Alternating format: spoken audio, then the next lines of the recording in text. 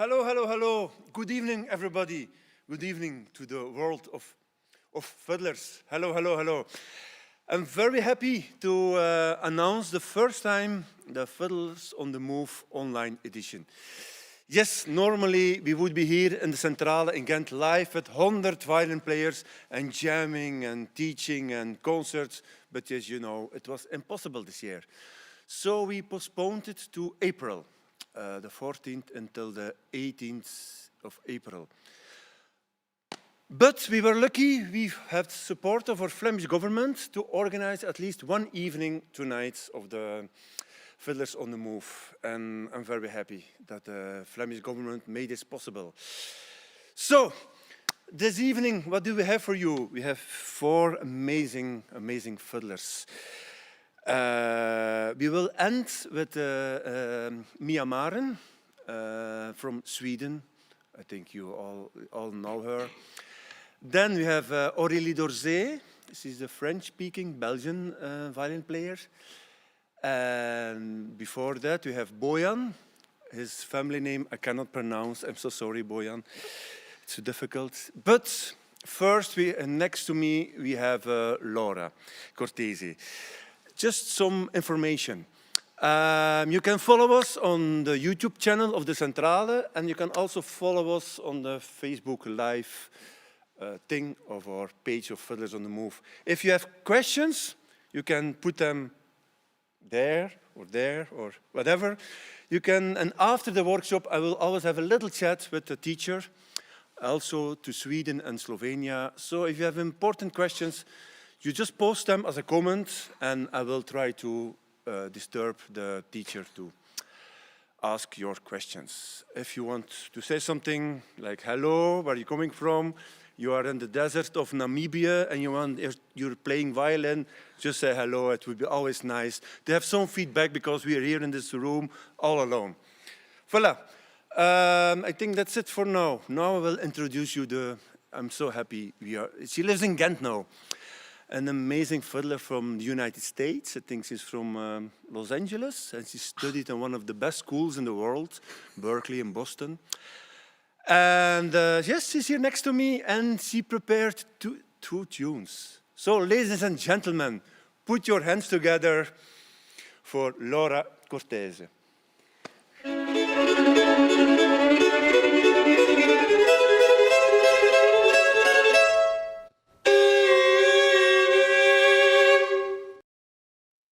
Hello, I'm not from Los Angeles, Wouter Vandenabeele.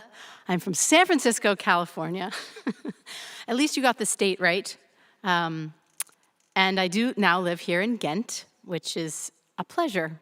I've just spent the longest period of time in Ghent that I've ever spent in one place, really, since I was a little girl. And one of the last big things I was able to participate in before we all went into lockdown was Fiddlers on the Move last year, so I'm glad to be doing this again now. I do have 2 tunes, but I want to start off by saying I'm here as the American, and that might make you think, gosh, does she come from some deep American fiddling tradition that was passed down from great-grandparents, but that's not really my story. Growing up in California, I was exposed to a variety of different styles through fiddle camps, a lot like Fiddlers on the Move. So I was able to sit in jam sessions with masters of different styles and always kind of feel like I didn't know what I was doing, but was having a great time playing along. And I figure most of us living here or that might be tuning in, we might come from places where we have deep fiddling traditions, but we also might come from places where we're just excited to play music. And especially at this point, we've got to be excited about playing it for the joy of it for ourselves, because we don't get that much opportunity to play it with one another. So I'm going to teach you 2 of my favorite fiddle tunes that I would be happy to play in my bedroom by myself, which is the only way that I get to play these days. And the first is actually a Quebecois tune from Quebec in Canada, French-speaking region. It's a tune called La Rachoudine, and it was, I guess, discovered a fiddle player, a very old fiddle player from Gaspé, made an album probably 10 years ago now, and he put this tune on it, and his name was Edouard Richard. And when he put out this album, all of these really cool tunes that no one ever knew popped up in the Quebec fiddling tradition. La Rachoudine is one of them. And it spread like wildfire, and everyone started to learn the tune. If you want to find an easy, another version of La Rachoudine from what I'm going to do, the Celtic Fiddle Festival has an album out with it on all the streaming platforms. So La Rachoudine, it's in the key of A. I'm going to go a little faster than I normally would in a workshop because I can't tell when you get it and when you don't get it. But you can also pause or rewind or do whatever you need to do to make sure you follow along. So I'll start by playing you this tune, La Rachoudine.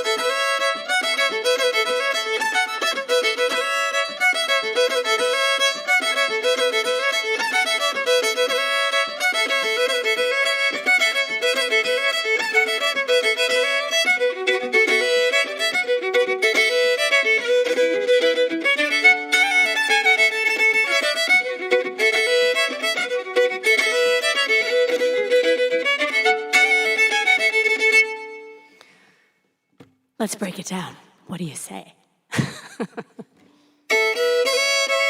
So I mentioned that it's in the key of A. I will get rid of all my extra drone strings for a minute while I teach you the melody, and then I'll bring those back in. So it starts on the A string, is the first phrase.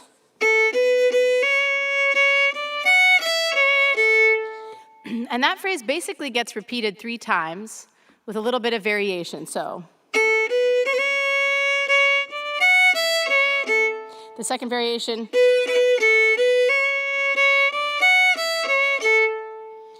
So let's put those 2 phrases together.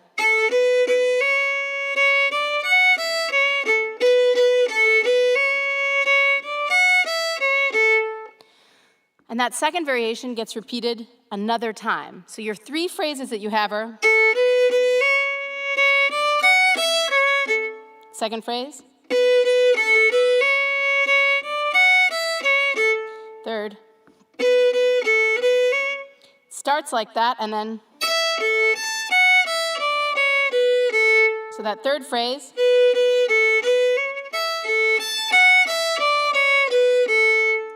first one, second, third.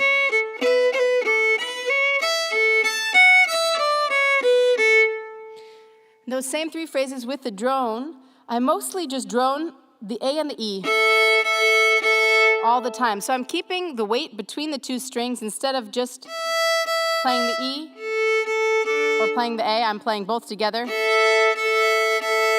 the whole time. So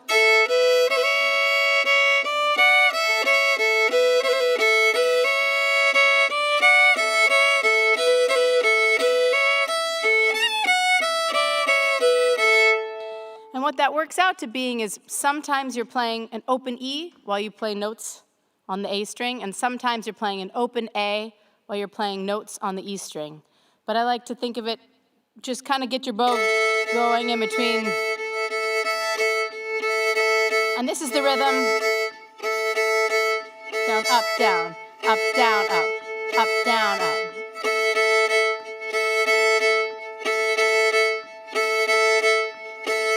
First phrase.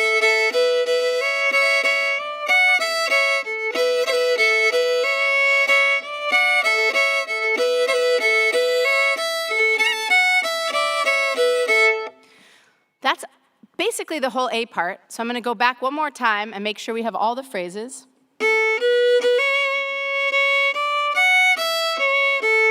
That's the first phrase, and if you were to drone,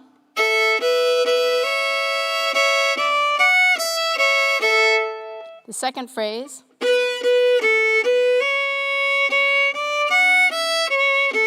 If you were to drone.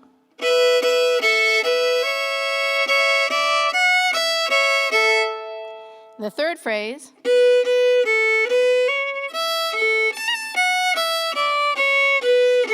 With the drone.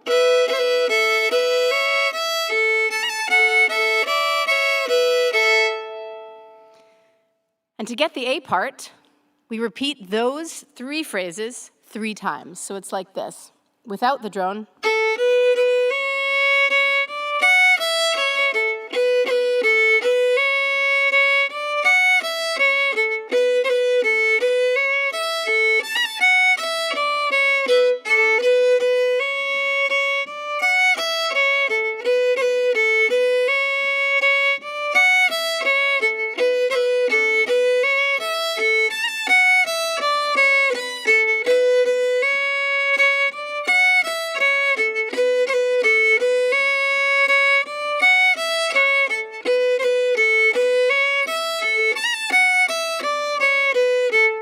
So that's the whole A part. I'll do it again with the drone. So we have.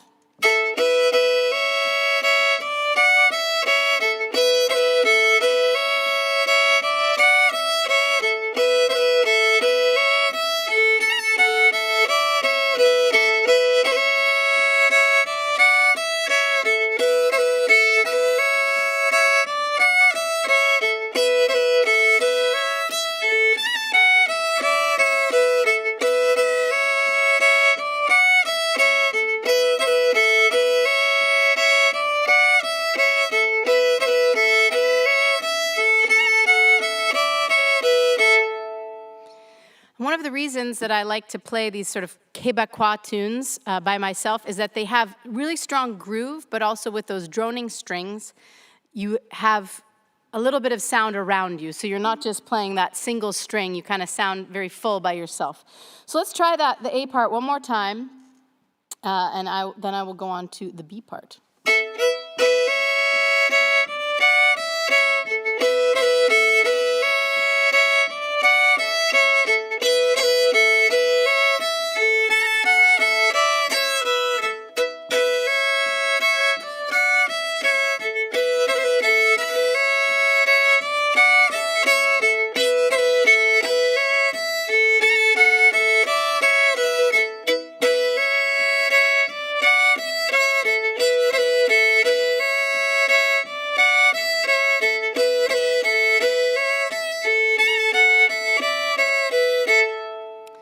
So that's the A part, and obviously it would be done faster.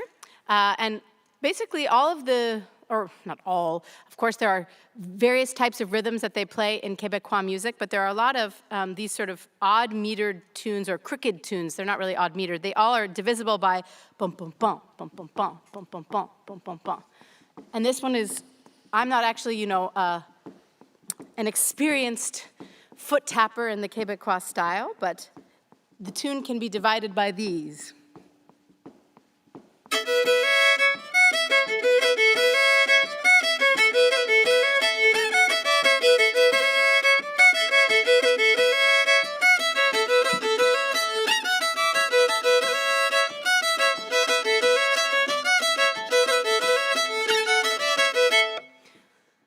So that's the kind of central groove that's going on in there.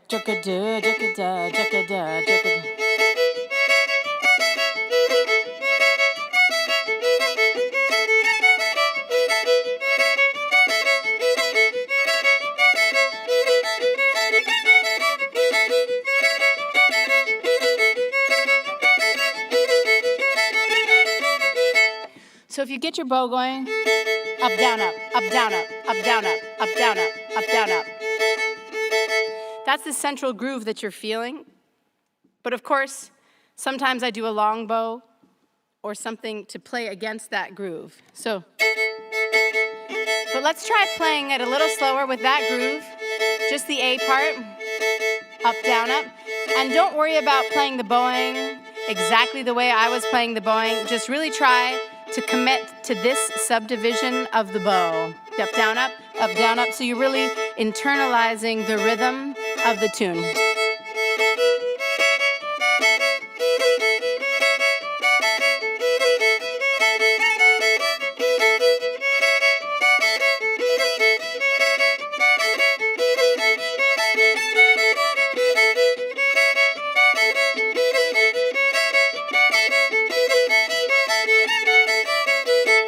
Try that one more time. Up, down, up, up, down, up, up, down, up, up, down, up, up, down, up, up, down, up, up.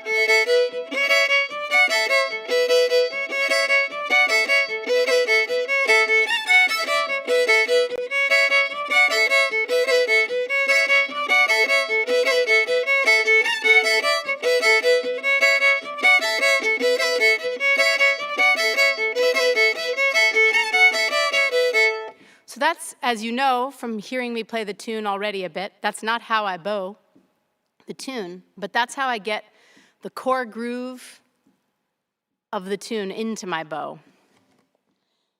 So if I was going to bow it as I really do bow it,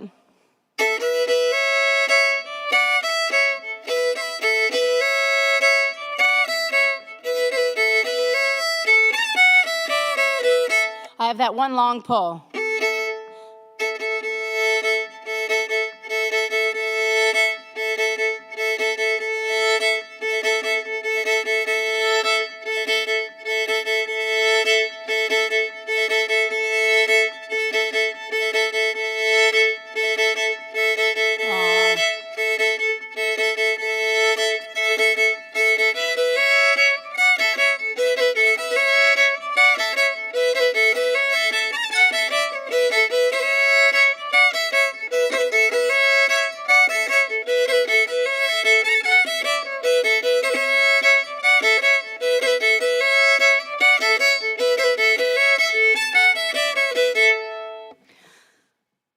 Hey, Wouter, are there any questions about the A part before I go to the B part? Not yet. Not yet, good. So everyone seems like everything's going fine. If you have a question, there'll be time. So here is the B part of La Rachudin. I'll just play it again so you remember how it sounded. So we had...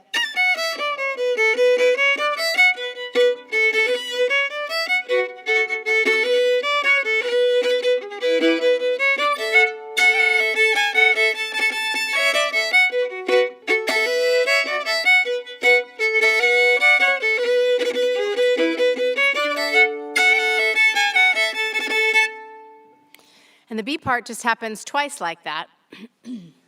It starts here on a first finger on the A string on a B note. I'll remove those drones so we can just hear the melody, and I'll bring the drones back.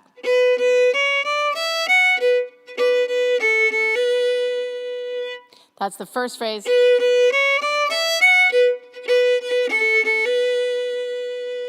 One more time.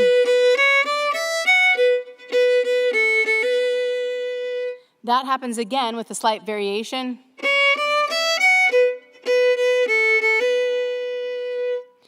So those two together are...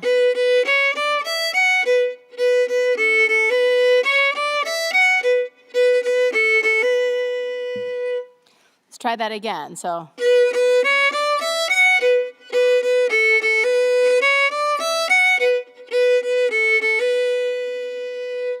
And then we're going to have a little ending on that.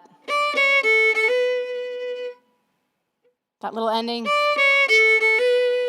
So listening.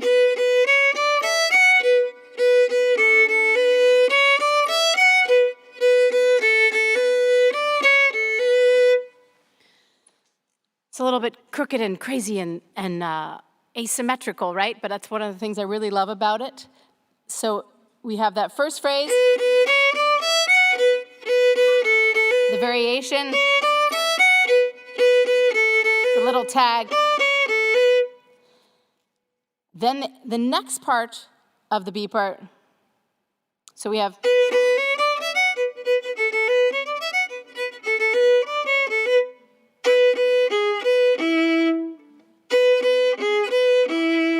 which sort of outlines a bit of an E major chord. So let's add that on. We have variation, tag. Let's try that again. First phrase. Variation. Tag. One more time, all those three together, and then I'll give you the last little bit.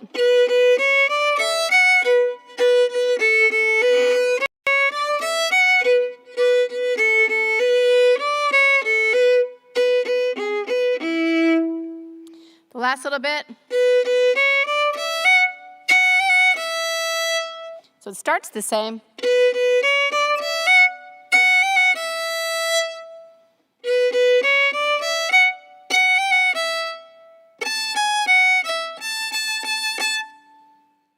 So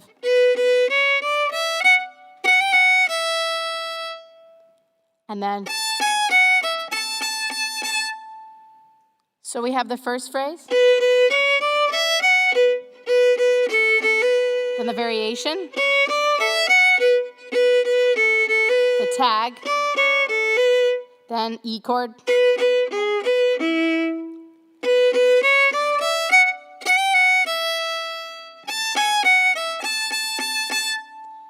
so all of those together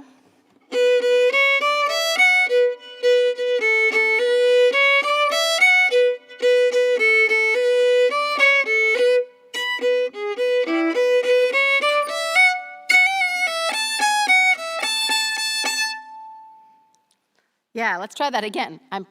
It's all in these tiny little bits, and I'll do the bits one more time with those pauses in between, and then I'll play them all together without the pause. So, first bit.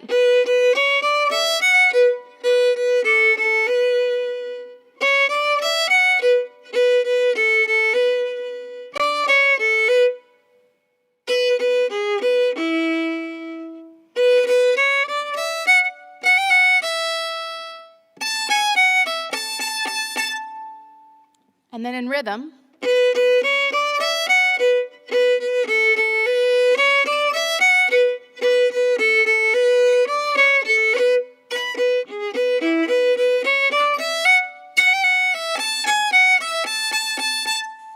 And when you go to repeat that, because it's just going to happen twice to make the B part, instead of playing those first two Bs, after, you're just going to start.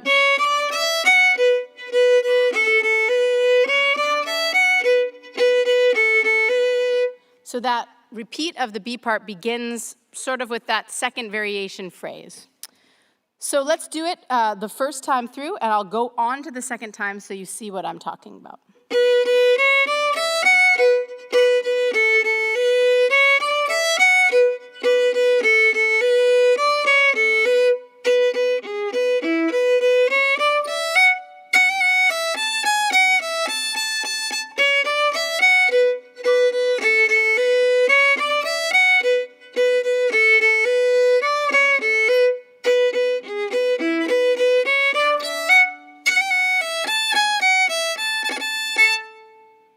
Go back to the A part from there.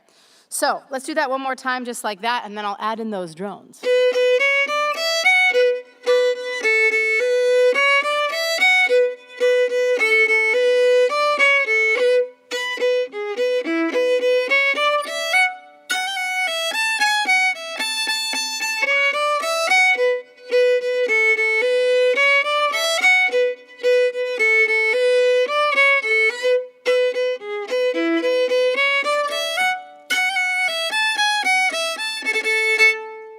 So the drones on the B part are a little bit different than the A part, where we just got to drone those open A and the E together. I started out on a single.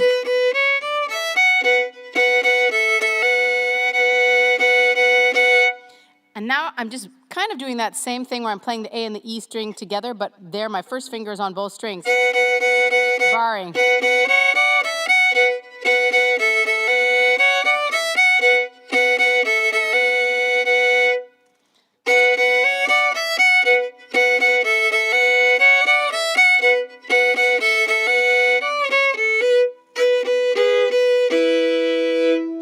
Again, I'm leaving my first finger down.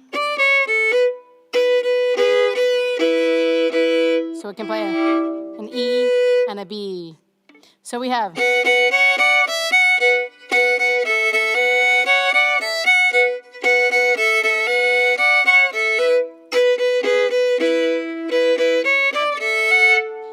And now we have an open A.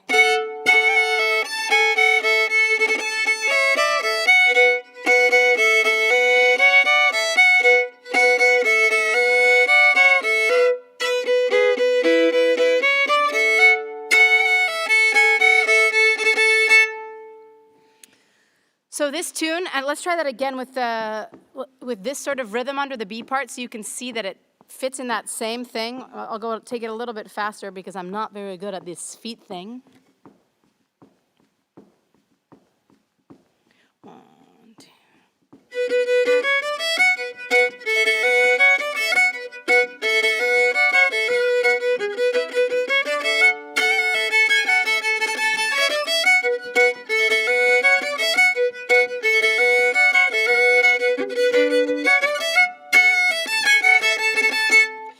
Just so you can get the sense of the shape of the tune. So let's try the whole tune. And I'm going to stop doing the feet and leave that to experienced foot tappers from Quebec.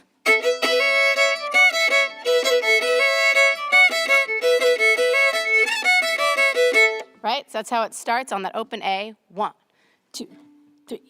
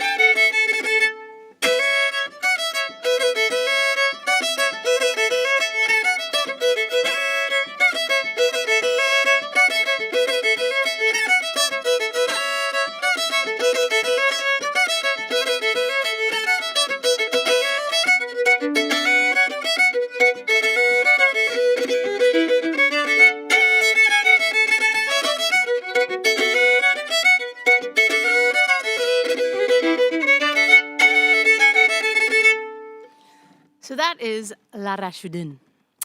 And it can be played in an alternate tuning, A-E-A-E. And what time is it, actually? How are we doing? We're doing very well. I am going to teach you a tune that is also in A-E-A-E, and maybe right at the end we can try playing this tune, La Rachudin, also in A-E-A-E. So I just taught that in standard tuning because normally in a jam session in Quebec, you'd be in standard tuning, G, D, A, E. I didn't mention at the very beginning, but I'm playing a 5-string fiddle, so for those of you following along, like, what is that extra string? It's a C string. But now I'm going to teach you an old-time Appalachian fiddle tune called Greasy Coat, which is one of my favorite all-time fiddle tunes. And I do play that in A-E-A-E fiddle tuning. So you'll want to tune your G string up to an A and your D string up to an E, which I will do right now.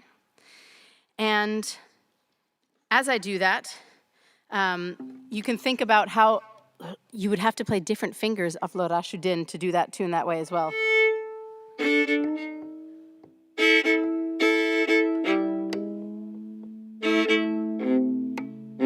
Because I have a C string, I have to do something with it, so I do it to C sharp.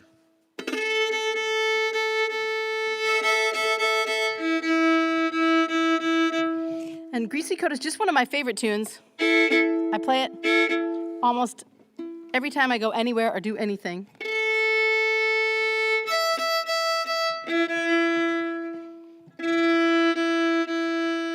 It's a very simple melody.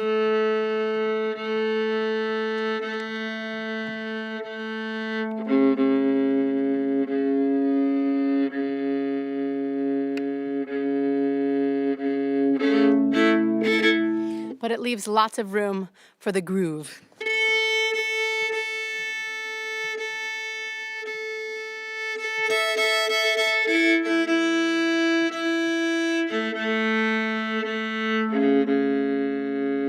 And just a little tip, when I tune for AE, I actually tune this E string down here a little high because it tends to fall while I play it. And when it gets too low, it sounds awful. So I'm going to give you an example of Greasy Coat to start, and then I'll break it down for you. So here we go.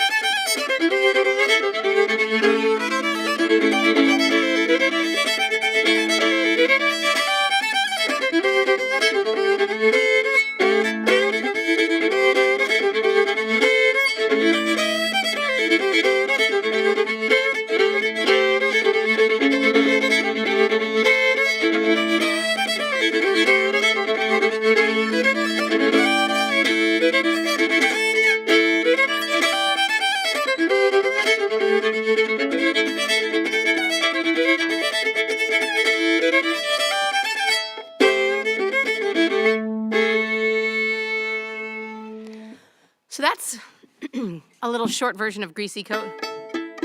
I'll check my strings again. And now I'll break it down.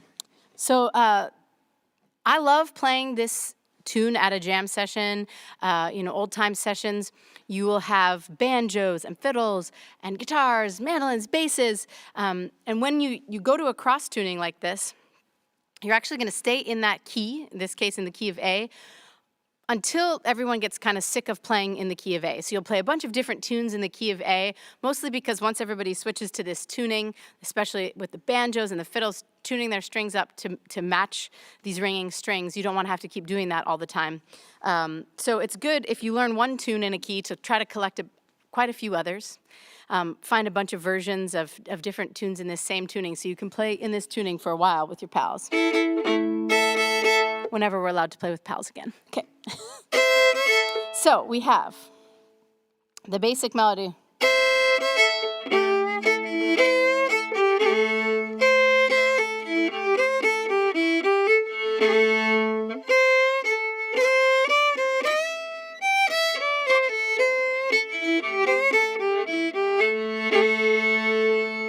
So I'll break that down, and I'm doing only single strings again, not a bunch of ringing strings. But if you've never played in a cross tuning before, it'll take you a second to realize that your finger is going to have to change whenever you're dealing with this relationship of what used to be your A and your D string, that's now your A and your E string.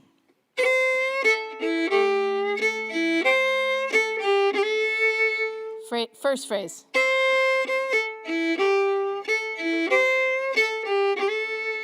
One more time.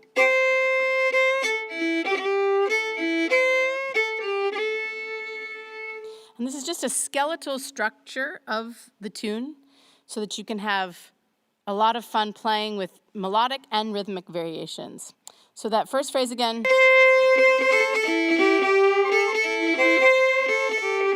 Second phrase is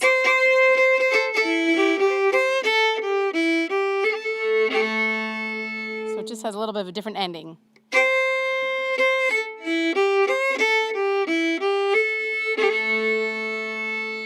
One more time on that second phrase.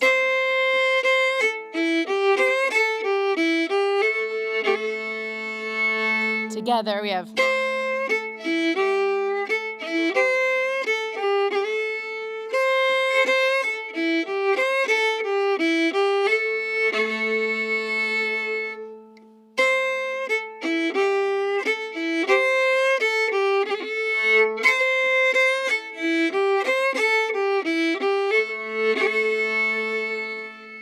Let's play that one more time. I have.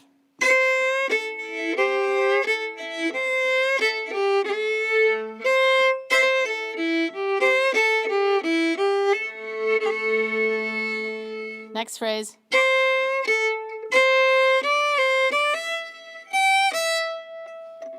Again.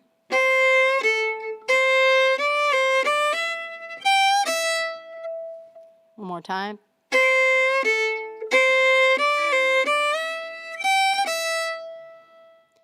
And the last phrase.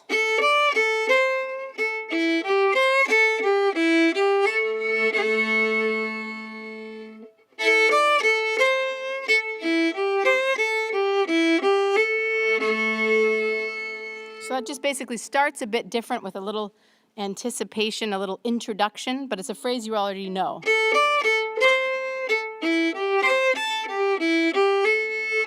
So we have.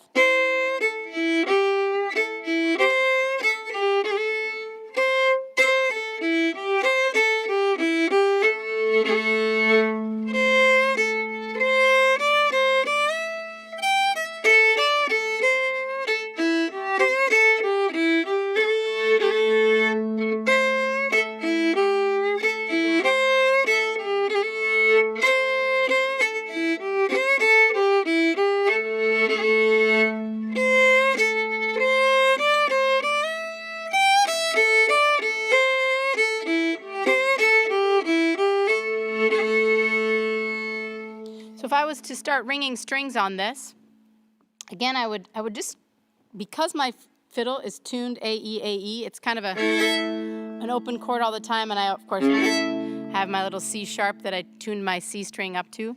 So I'm gonna be a bit messy in a way, just let my strings ring, try to play double strings all the time.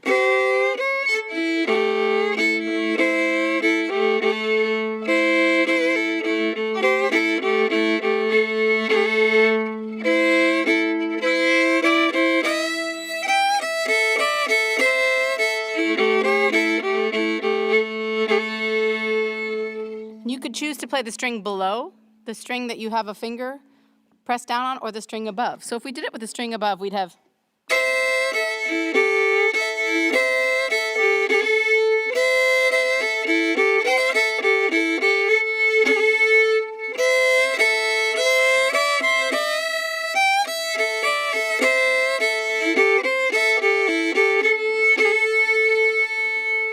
If we did it with the string below, we'd have.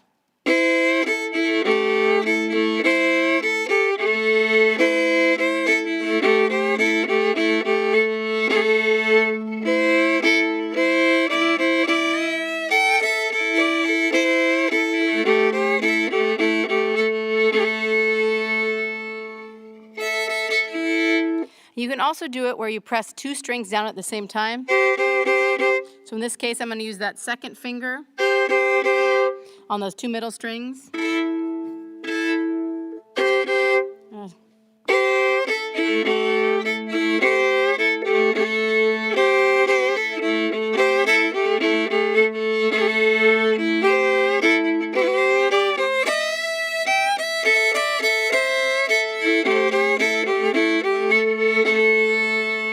So those are a few of the ringing strings you can do, and I kind of mix and match, so it's.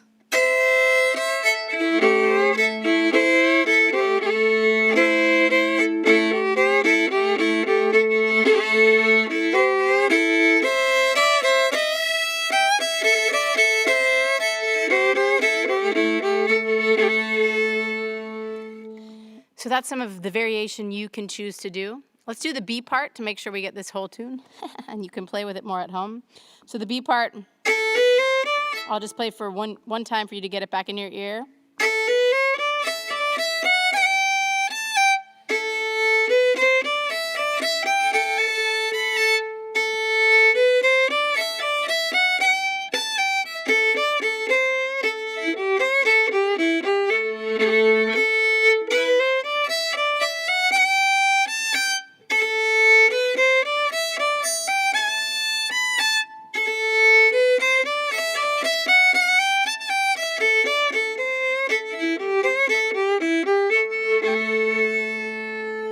So I do a lot of anticipations here, but we'll start the first phrase without anticipating it for now. We'll go.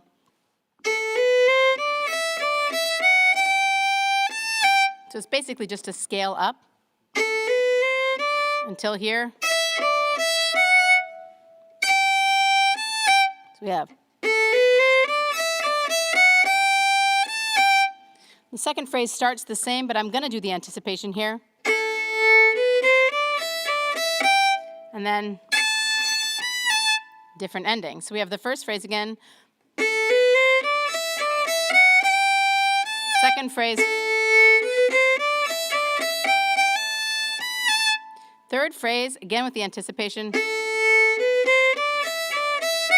New ending. So that's.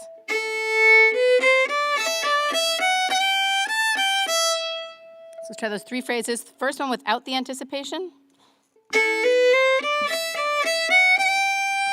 Now.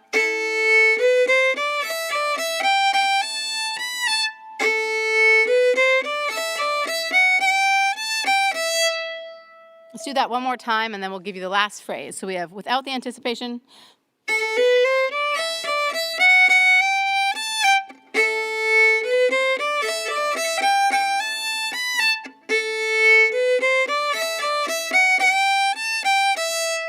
And the ending is the same as before.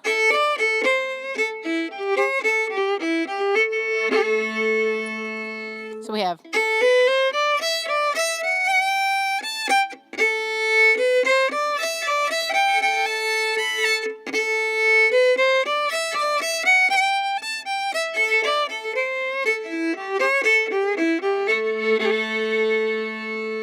With the droning strings, again, we can try a variety of things. We have.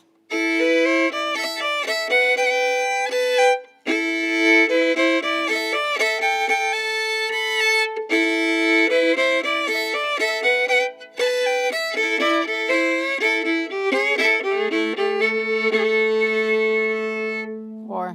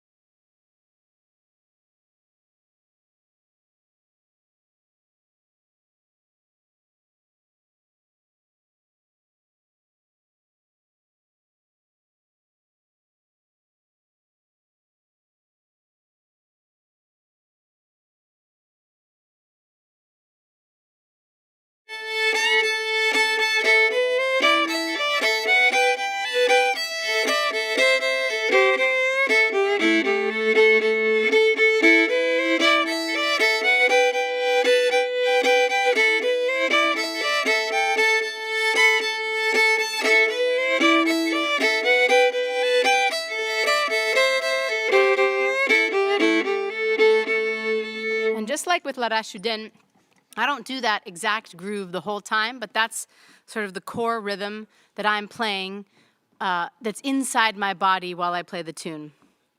And I'll play that tune one more time for you now, and then maybe it's time for a little question answer. So now I'll play it without being so strict with that groove, but I'll start off with that groove. Down, up, down, up, down, up, 1, 2, 3, 1, 2, 3, 1.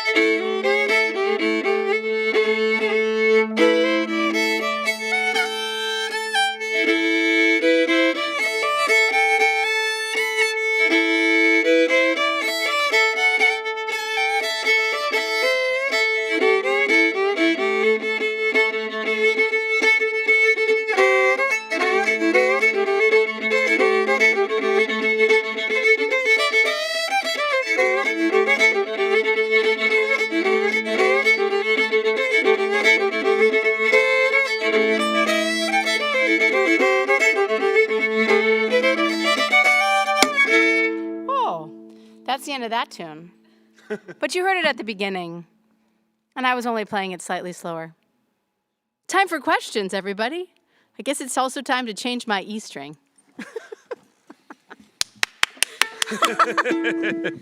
Anyway, fantastic. We had there are not so many questions. There were more like technical issues. Ah, okay. Yes. Well, this is also a technical issue. You broke your string. I broke my E string, which does occasionally happen when I don't change it for many, many, many months. Ah, you didn't play that much. I didn't play that much since I had a baby. Ah, yes. 4 months ago. But there were more problems with the people losing the sound. Oh. Yes, it's stupid. And in the beginning, there was a problem with synchronization, but I think it's all solved. Ah, I'm so glad I could be the test round. But if anyone does have questions for me, I'm easy to find here on the internet. So if you, if there's a moment where you can't hear me and you wish you knew what happened, send me a message. Yes, you can easily find the link to Laura's page, or you can just add a comment even tomorrow or after tomorrow. Yeah. Somebody of us will still answer it, and it's interesting. I heard there was somebody asking for the name of the tunes. Ah, yes. So that's one I was just playing. It's called Greasy Coat. And yeah, there's singing words that go along with it. I don't drink and I don't smoke. I don't wear no greasy coat. I don't spit. I don't chew, and I don't go with the boys or girls that do. And it's actually a procreation song. A greasy coat is a contraceptive to try to prevent you from having kids. So it's a song basically about trying to make sure that you have more babies. So I didn't write the words. And it's one of those songs that when you're playing it in one of those old-time jams that goes on and goes on, people just make up other verses, and so it collects new material all the time. So you could make up your own verses if you want. There's one verse that says, listen to the preacher, listen to the Pope. Don't go wearing no greasy coat. Then there is another question. You showed the rhythm, and then at that moment the sound disappeared. The rhythm of greasy coat. I can do that without my E string. Yes, real folk players don't need an E string. Real shifting musicians don't need an E string. Let's see. So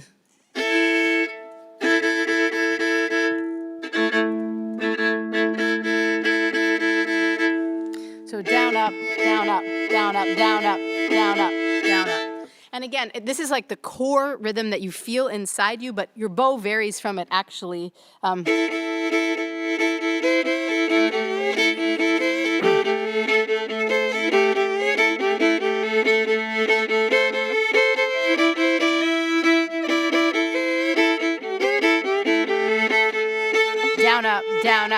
down, up, down, up, down, up. Sorry. I would need to practice that. And there are more questions. Oh, good. They're popping up. Yes. From Ireland. Hello, Ireland. Where do you find info and things more about this kind of tunes? Yeah, more about, so both, I would say, with any of the kind of tunes, like I mentioned, my goal is to be able to go to an old-time jam and not disturb the situation, to just sit next to someone who really knows the style deep and be able to enjoy playing with them, to pick up the melodies quickly, to understand a bit of the feel and to sort of just sift in with them. So the best thing to do is to listen to a lot of music. There's quite a few field recordings actually available on Spotify and other streaming platforms. If you look for old fiddlers like Tommy Jarrell, and there are, I'm certain there are Facebook groups and all sorts of places where you could find a lot of great source recordings. The Smithsonian has a great musical library of old field recordings. And in Quebec, there's a similar wealth of field recordings of old Quebecois players. And this tune in particular, La Rachoudine, there's not so many versions available on the internet, but if you can get a hold of a CD, by Edouard Richard. I think only has one CD. You might be able to find it somewhere in the internet. That's the version that everyone learned it from. Then there was a message from Sweden. Oh, Sweden. From Hello, Mia Sweden. Maren. She said, Oh, it Mia. was a fantastic workshop. Oh, thank you, Mia. I can't wait till yours hello, later. Mia. We will see you later in the evening. Hello. And then there was a question from Russia, a more personal question. Oh, personal I think question it's from from Russia. I'm not sure. Or maybe it can also be Poland. She wanted, how did you learn? How did you start to learn this kind of violin? Maybe it's interesting. Yeah. You start this kind of violin playing. Yeah, so just like Fiddlers on the Move is a camp where people of a variety of different styles come together and they learn by ear from masters, sort of immersed for a week in fiddling traditions. That's how I got into it. I went to a fiddle camp in California called Valley of the Moon Scottish Fiddling School. And I was a young player, so I had school orchestra, nothing really, not too much technique, and I would just sit in the class and learn by ear from these players from Quebec, players from Scotland, Ireland, Sweden, Norway, a variety of different styles, and try to pick up what they were putting down. But for me, what was most fun was that idea that you're in a room with other people making music, and that the reason I learned tunes was not so much because I liked the tune, but because I knew a whole group of other people knew that same tune, and I would get to sit in the middle and jam with them. And so, for me, it was really about connecting in that way. And a lot of these camps, like Fiddlers on the Move, that bring people together, are doing online versions this year, or have done online versions over the course of the last year. So it would be worth, searching the internet and finding these camps and whether they're happening and trying to connect with people in that way while we're still homebound. It was not, I'm sorry, it's from Ukraine. I'm sorry. Oh, from Ukraine. It was not from Poland. That's from right. Ukraine. It's like my neighbor.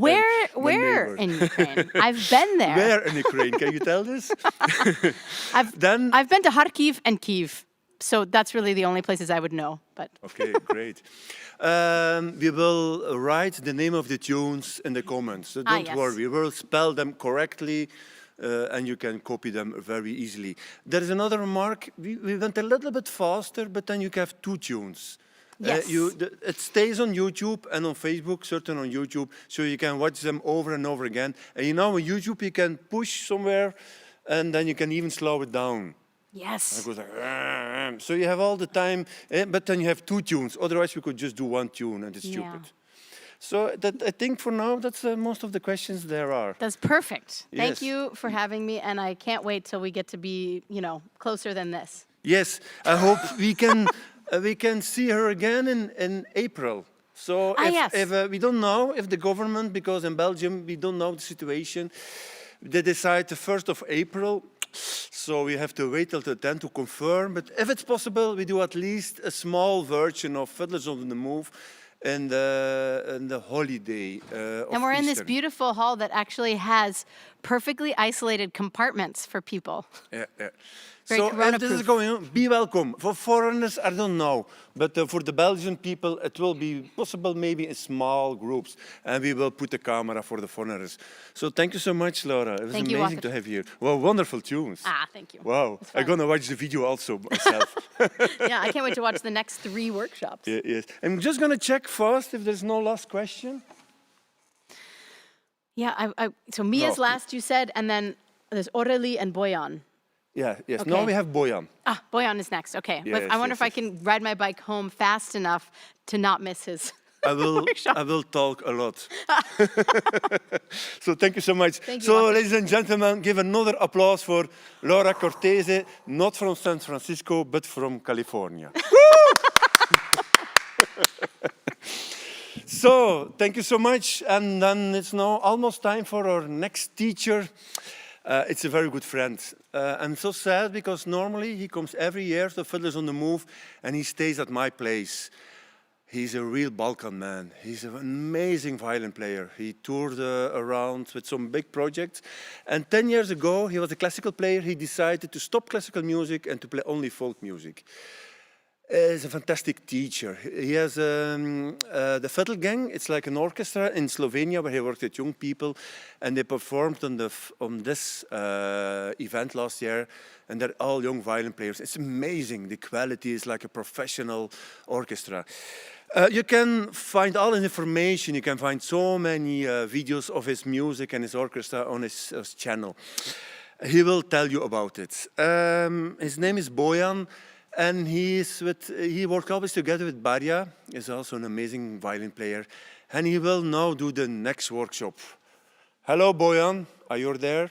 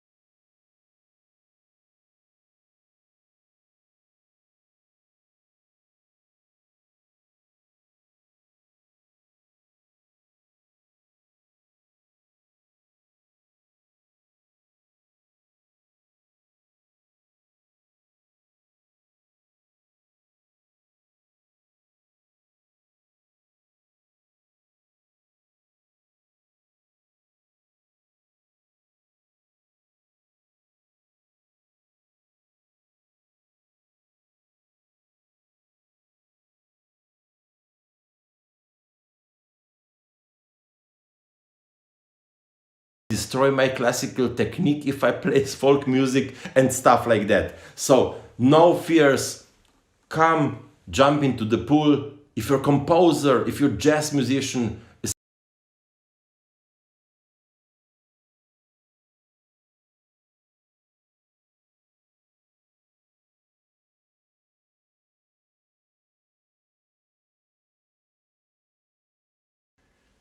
hello all friends of Fiddlers on the Move, European leading festival for learning the violin diversity and of course fiddle diversity as well. It's nice to see you all. Well, I don't see you, but yeah, let's say it's nice that you see me. And I really hope I will be so lucky to see you all in live edition of Fiddlers on the Move even this year or any time later, to have the real jam sessions, real learning sessions, and lots of fun together with learning folk music. My name is Bojan. I come from Slovenia. I'm originally classical viola player. I'm kind of a refugee to the world of folk music. I started to study folk styles seriously after the age of 40. That's why I always want also to give people courage to jump into this pool. I know there are many people out there that play folk music like all day long, but there are also maybe some people in the audience that don't have a courage to try it yet, or they think it's something that I will be never able to do, or something that it's not for me, or it doesn't go well together with my style. My teacher said that I will destroy my classical technique if I play folk music and stuff like that. So no fears, come jump into the pool. If you're a composer, if you're a jazz musician, especially, the best way of extending your vocabulary is folk music. I decided to use this time for focusing on a little detail, which is twin notes, two repeated notes, actually one repeated note, the two subsequent same notes. Like this is twin notes. And then I will discuss the possibilities how to create interesting rhythms with this tool, with using twin notes, and what ornamentations are used in the tune that I will present. I won't present the whole tune. I will present the tune, but we won't really learn everything in the tune. I will more focus on the style, and then you can scroll back and you can learn everything. So what do I mean with twin notes? I will just say a few more words about that. Let's say we have 4 notes groupings. Then in 4 notes groupings we can play twin notes at the first and the second place, like.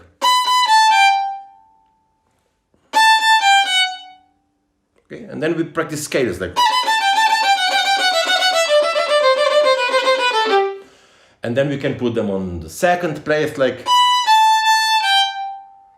the third place, third and the fourth, of course.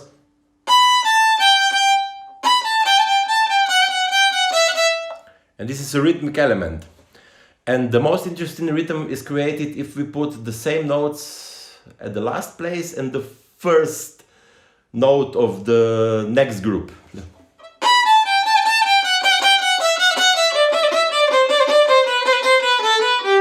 So why not to practice scales also in this pattern?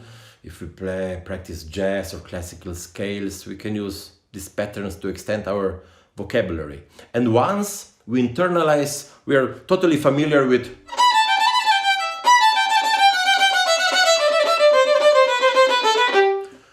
one of 4 options, then we play a combination of 2.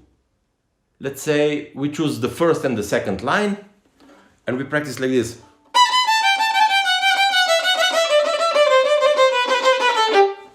And it's already a little rhythm in it, isn't it? And then later, after a few days of practicing, we are so confident that we can start improvising rhythms within this, with only these 4 tools.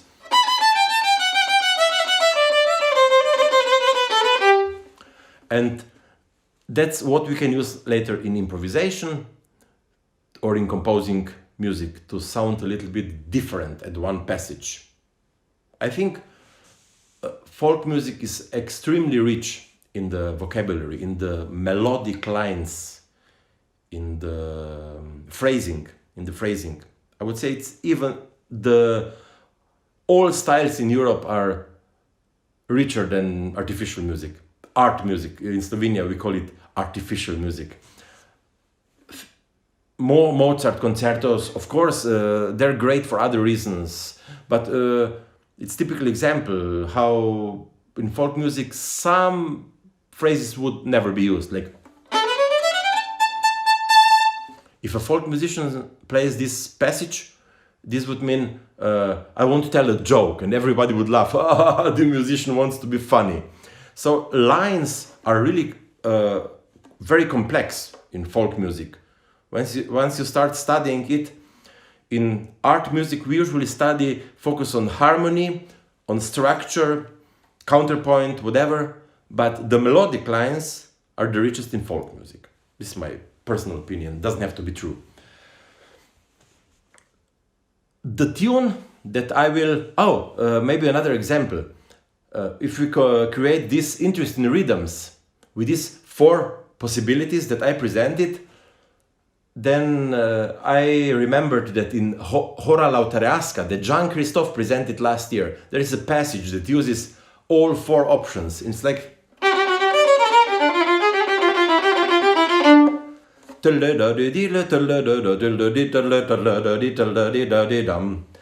the rhythm is an interesting thing here. Rhythm, rhythm, rhythm, rhythm. And that's how we can compose music, with using rhythm out of the melodic lines. In this case, twin notes. The tune that I will work on is Hora lui Mihaela. It's a Romanian tune known by, or composed by, no idea, Ion Pietre Stoican, a great maestro of Romanian fiddle music. Maybe Wouter will tell an anecdote. He told me an anecdote once about Ion Pietre. We should do it proper way. We should present the tune first and then jump into details. Baria, just a second. Okay. Baria is our director of the photography, but she also plays fiddle a little bit. Oh, hi Baria. This is Baria, my main man tonight. She will play this is Ali G already. Let's stay Eastern European. Can you play Hora lui Mihaela? So we present the tune. Yes. To all the participants of Fiddlers of the Move, on the Move 2021 online edition.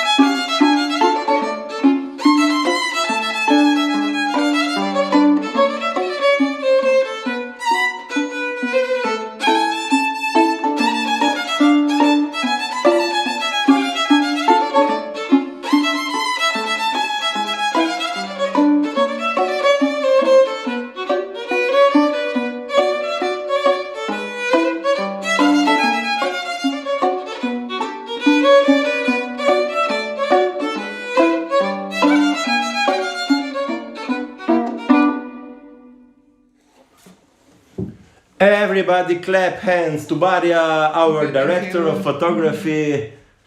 I hope you come back. Maybe we can play some more if I don't run out of the time. Okay, this tune begins with the first theme. This is very special. Beginning, first theme. And first we learn only the theme without ornamentation. It goes like this. 3, 4, 1.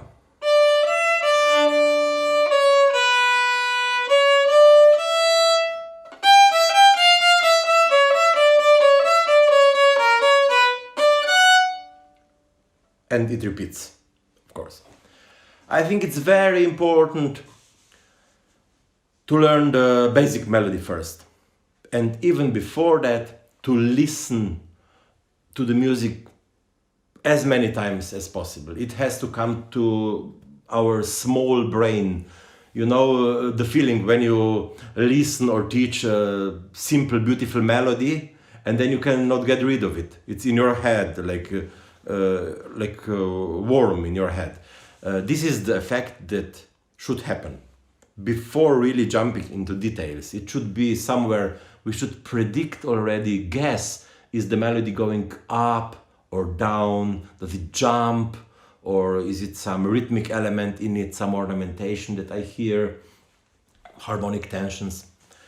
And then we learn the basic melody, we try to figure out the line. And when we have the line, I would recommend to play this line for a while with your own ornamentation, with something that it's in your vocabulary already. It can be very simple trills or whatever.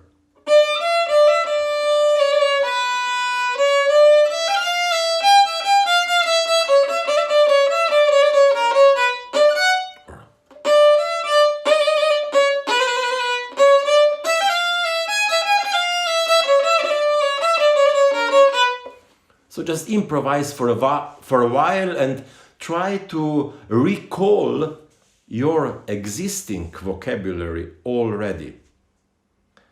I think that's very important.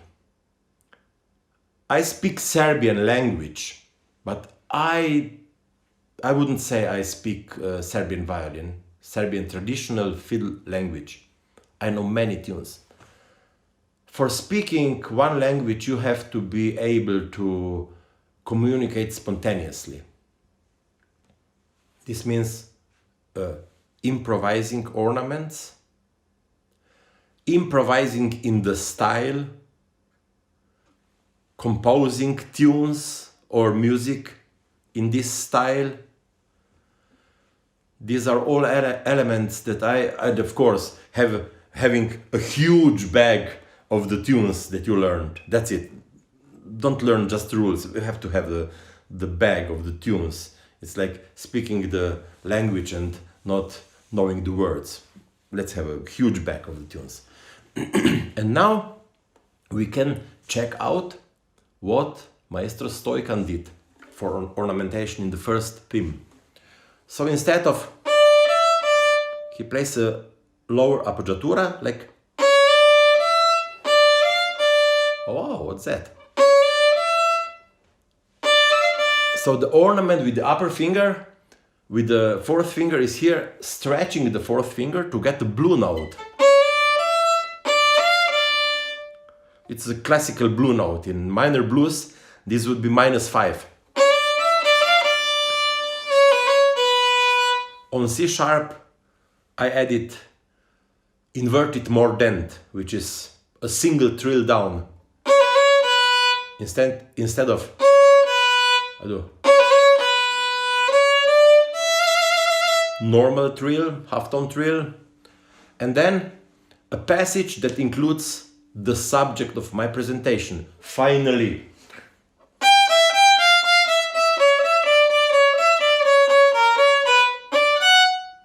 Twin notes.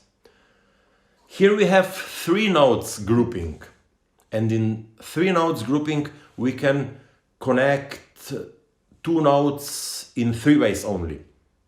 So the first and the second note can be twin notes, the second and the third, or the third and the first note. So only 3 options, and in this passage, as we see here, there are 2 options used. So connecting first and the second, and connecting third and the first. So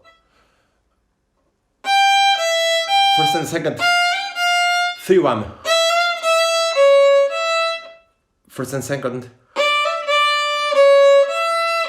3-1.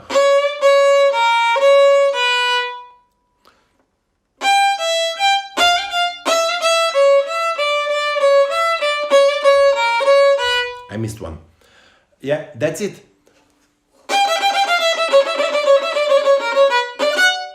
And yes, what do I play in between? Just how do I play two notes? You hear that I play some ornament. It's an easy ornament. So two subsequent same notes can be performed on the violin, of course, with playing down and up stroke. This is the most normal way, it's classical way. Maybe most common way of playing two notes in folk music in different styles, Western, Eastern, any folk style, is to put a little barrier between two notes, like they do in bagpipes, because they cannot play down and up bow. They have this constant pressure, and to repeat a note, they have to just slightly press another note that doesn't really sound, but gives an impression that the original note is performed twice. So we can do the same thing.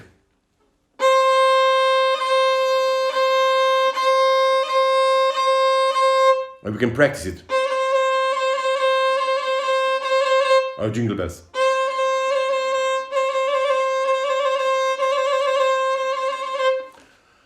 It's not so easy because the string has to be touched really gently.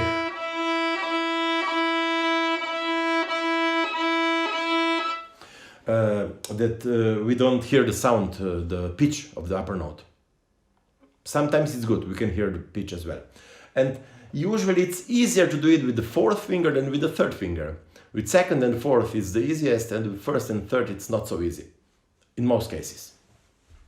Then, in this case, we don't have this option, we have another possibility. So, at two repeated notes, we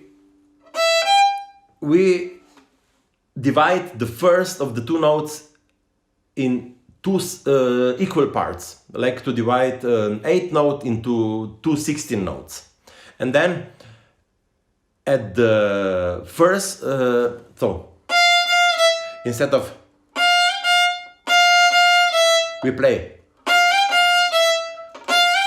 It's like an ornament on the first of the two notes, on the second part of the first note, on the second 16th.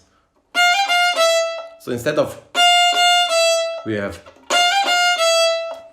and then this note can be also played like totally confident with the sound, but this is not very common. Usually in folk music, this note would be only a rhythmic element and would be performed as a ghost note. So,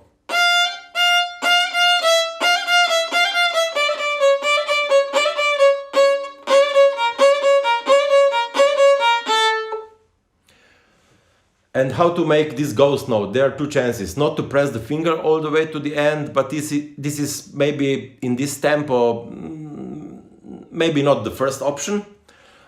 Maybe a little bit of phrasing with the bow. So just stop the bow as soon as we hear the second 16 notes.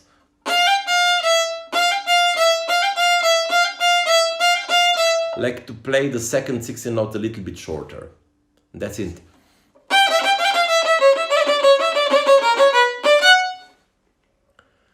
And that's for the first theme. It's only another thing I want to point out. It's the harmonic tension. Actually, the tension of the melody on top of the harmony. We are in F sharp 7 here. And the melody is like -9. And what's this? F natural. It's like an upper approach note to the 7. It's very special, it's very strange, very bluesy. And we can also think about it as a blue note in the original key, like in B minor. This would be the classical blue note. But this pattern on top of F sharp 7 can be used also as something that you would play in your vocabulary on top of any 7 chords. or any 2-5-1 progression, maybe in minor.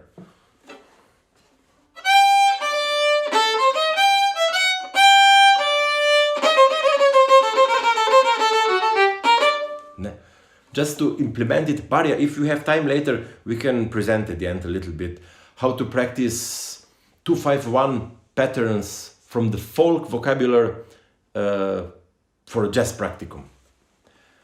And that's all for the first theme. And in Hora lui Mihaela, it's a very interesting thing. After the first theme, it comes the second theme. They have so much order in this Eastern European music. The first is the first and second is the second. Isn't it beautiful? So the second theme without ornamentation is 3-4-1.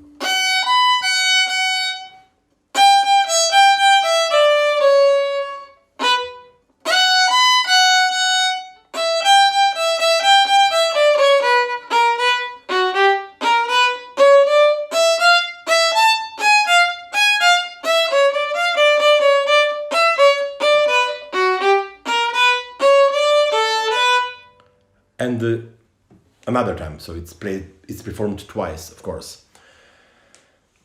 At the beginning, we could play again the lower appoggiatura, but in this case, Stoican plays inverted mordent from original note, which is. And what's that? Oh, the trill finishing on the upper note. Oh, it took me really long to internalize that feeling. Oh, what's that? Okay, we have another option, how to play twin notes with traditional ornamentation. We can replace the finger with the lower finger. So we play actually the same note, first with the second finger, and then with the homeopathic slide, we replace the position of the second finger with the position of the first.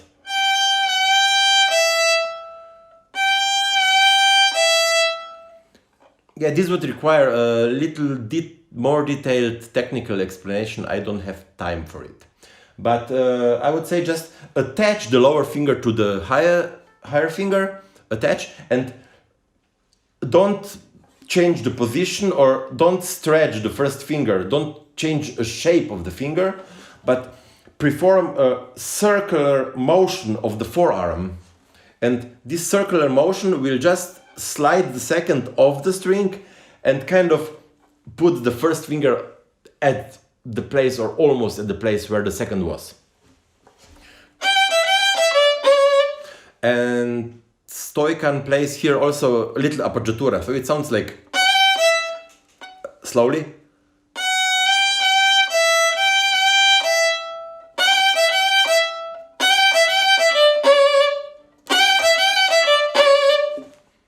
Okay, we'll come back to it. And again, same, and then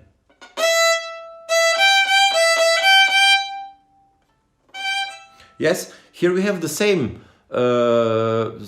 tool. We use the same tool, replacing the fingers, but we change bow. We don't play legato. We don't play slurred.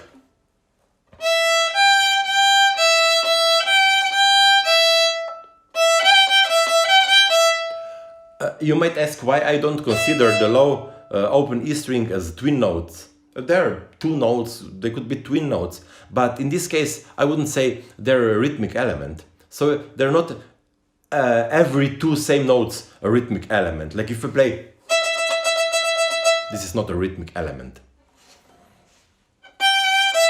And in this case, sometimes the left finger is a little bit faster than the right.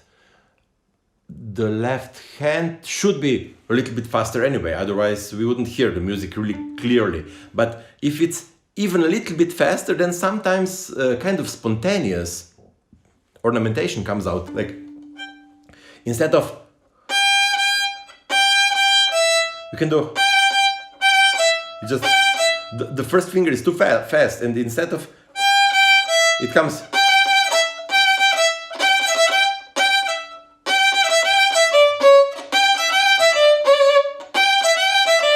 Slowly, so instead of it would sound like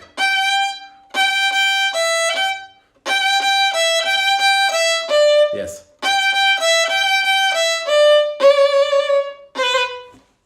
Yes, that's another option to play notes slurred and replacing fingers.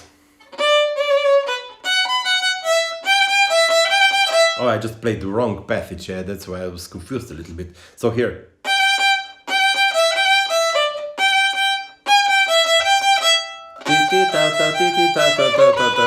Okay.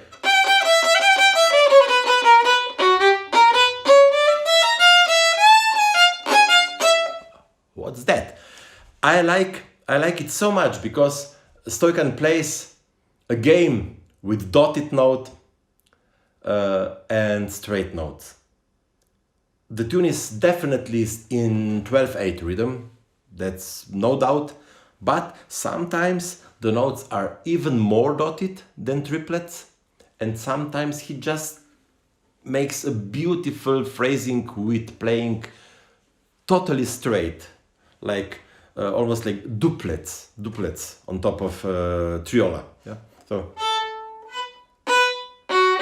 dotted, even more dotted, and from here on.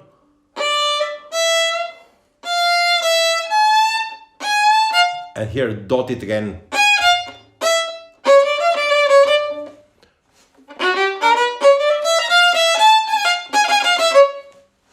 It would sound, if we play all the time the fem, or, but I think it's a very interesting thing. And approaching the note A, in this case, he does a little slide, which is a little bit unusual. So instead of sliding to the note, which would be normal,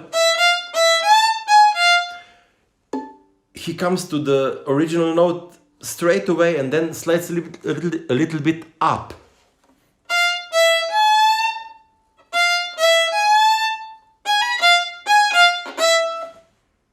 It's very special effect, very special effect. And then here we have another passage that can be used as a 2-5-1 pattern.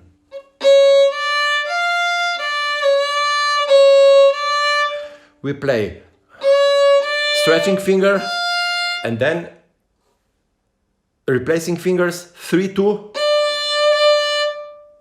3-2. And 1 next to it, and 2-3, 2-3, 1.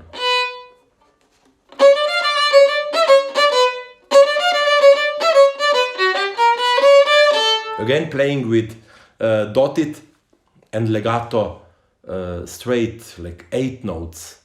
So I transcribed the tune in 4/4, even if it's totally obvious, it's not in 4/4, it's in 12/8, just because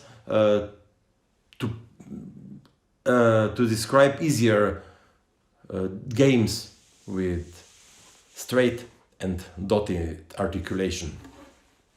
So we have the second 2-5-1 pattern to learn. Is it anything else in the second theme? No. Let's jump straight into the third theme. It's very interesting because the third theme comes straight after the second theme, and this is really in nice order, like a baby's teeth. You know, the first tooth come out, and then the second, then the third, and I never know if they were counting in this order first, or did the baby have this effect first, like first theme and then second and the third theme. Okay, the third theme. It's like this. I play once without ornamentation.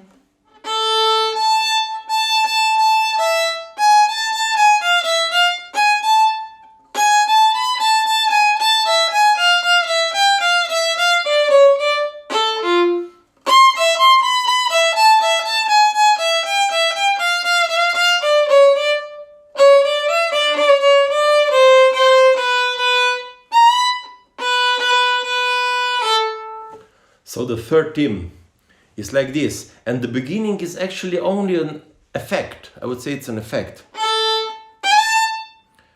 It can be played or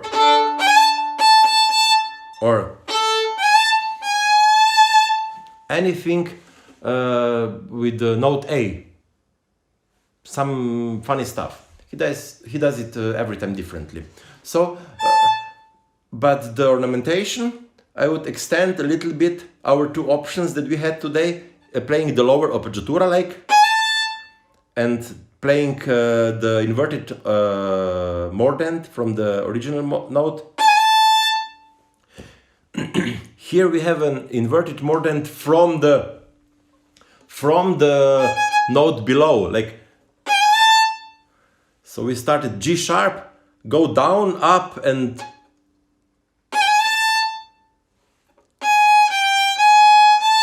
so it happens really fast. And then we can play or twice, and that's what I find really, really hard. Because there I feel like quadruple in the time of 3 notes, and I don't know actually how to explain it. I wrote it down, so I will just perform it slowly.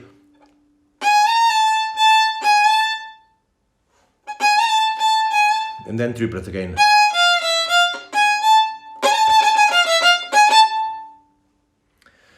And then we have passages with twin notes again. And this time there we have slurred ornaments. They're maybe a little bit like this barrier that I explained at the beginning, or the other ornament that I explained at the beginning. So instead of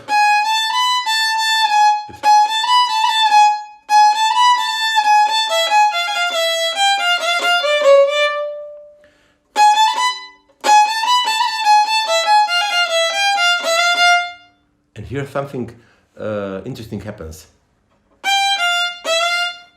So after the ghost note, we continue with the note that was used for ghost note. Again, or and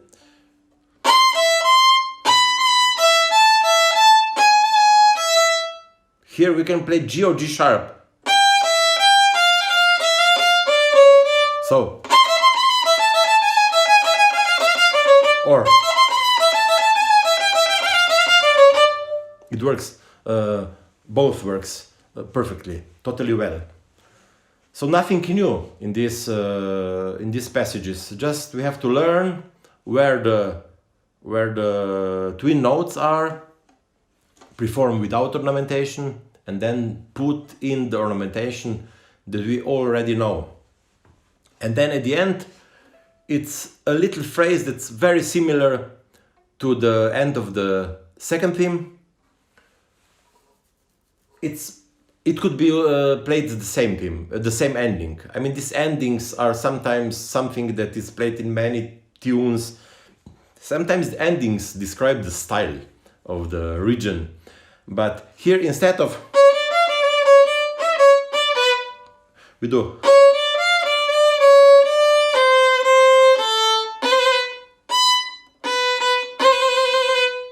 again, we go 3, 2, 1, 1 on C, natural, 1, and then replacing it with the second finger and play a mordent on the first and inverted mordent on the upper B. And again.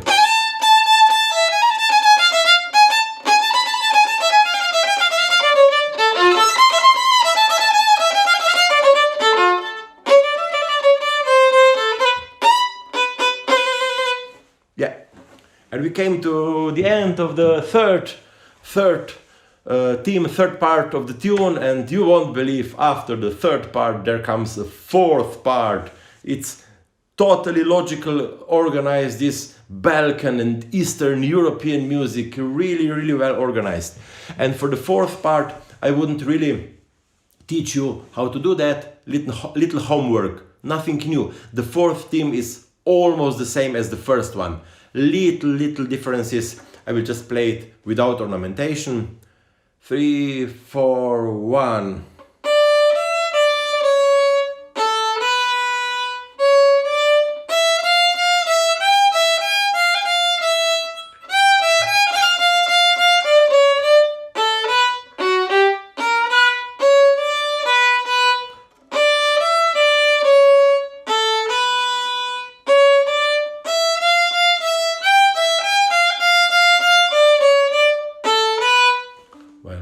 I wasn't able to play totally without ornamentation. Yeah, but that's it. Maybe you will find challenging this.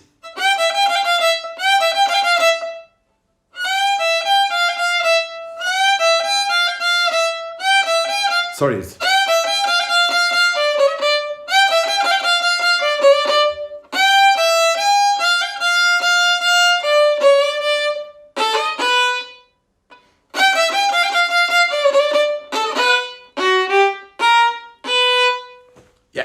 And we came to the end. I hope you can find some of these ideas interesting. I mean, this tune is definitely an advanced level for learning folk music. But it doesn't mean that we cannot approach in the same way with the simplest possible tunes. And just, instead of just learning, to have a little better look inside. What's happening there? Which lines are used? What's interesting? How can I implement that to my own vocabulary? How can I use it in my improvisation? How can I use it for composing music? And yeah, I hope this could help you. And our director of photography, that's also a violin player, I really recommend to everybody, you should have a director of photography that plays a fiddle. This is the best thing you can do, because especially if this person plays fiddle better than you, then Maria, would you join me and play? We can play some. Yes. Yeah, we can play. But this is not the fiddle, Maria. Well, maybe it will be easier for chords. Yes, yes, of course.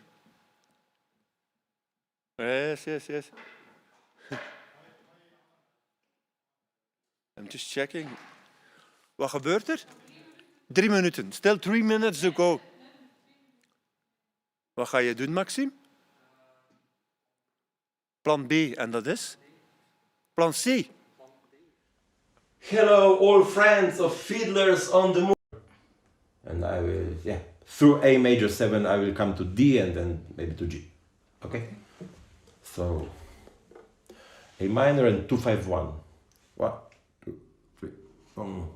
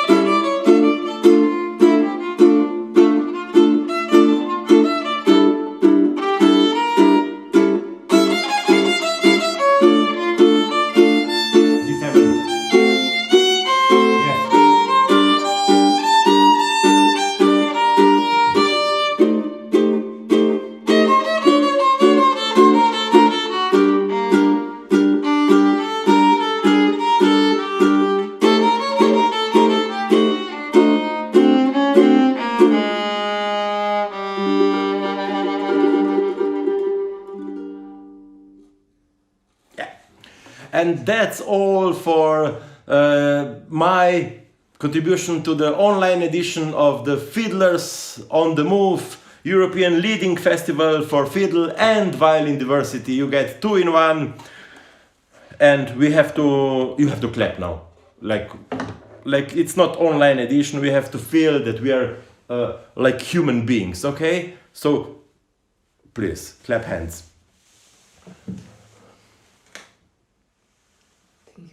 Thank you. Papa. See you. Papa.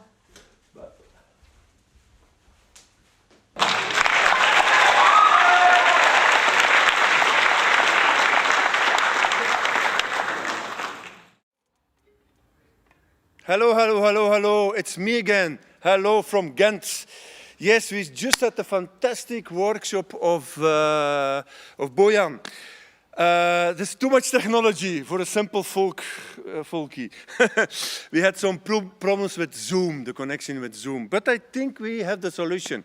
Hello, Bojan, are you there? Yes, it is I. Fantastic, we hear you.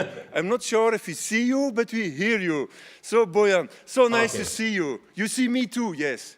Yeah, now I see you. I'm very glad to see you, Wouter. Okay. Because of the situation, I cannot see if there are any questions. But I think you explained anything so well. Tell me, Bojan, how are you? How is Slovenia now? Well, it's nice, it's quiet. I'm afraid that, all the madness will come back soon. But at the same time, I hope that cultural events will come back as soon as possible. Yeah, it's the same here, We hope, we are thinking, we plan to do the Fiddlers on the Move in April, from the 14th until the 18th of April.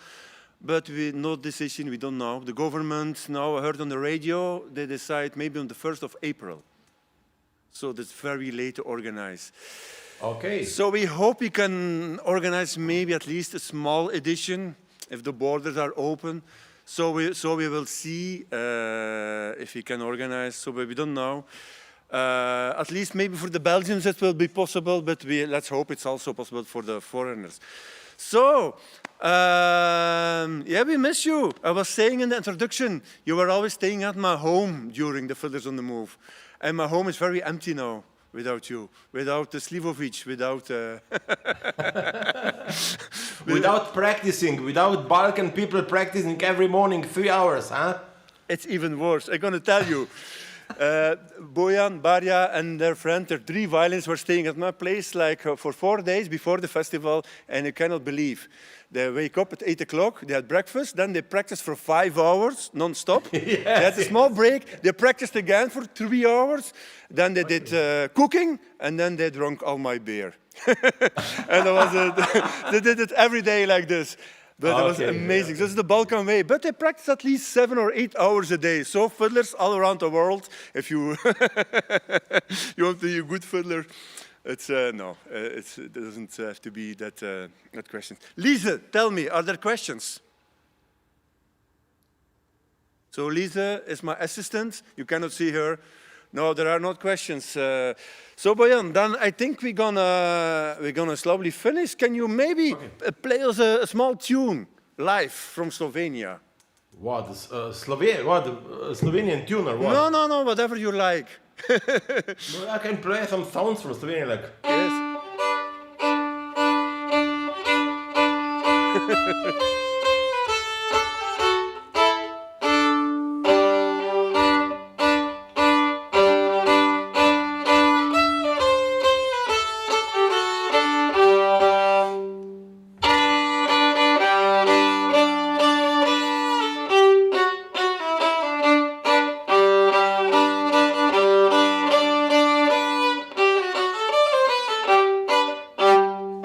That's it. I think it's enough.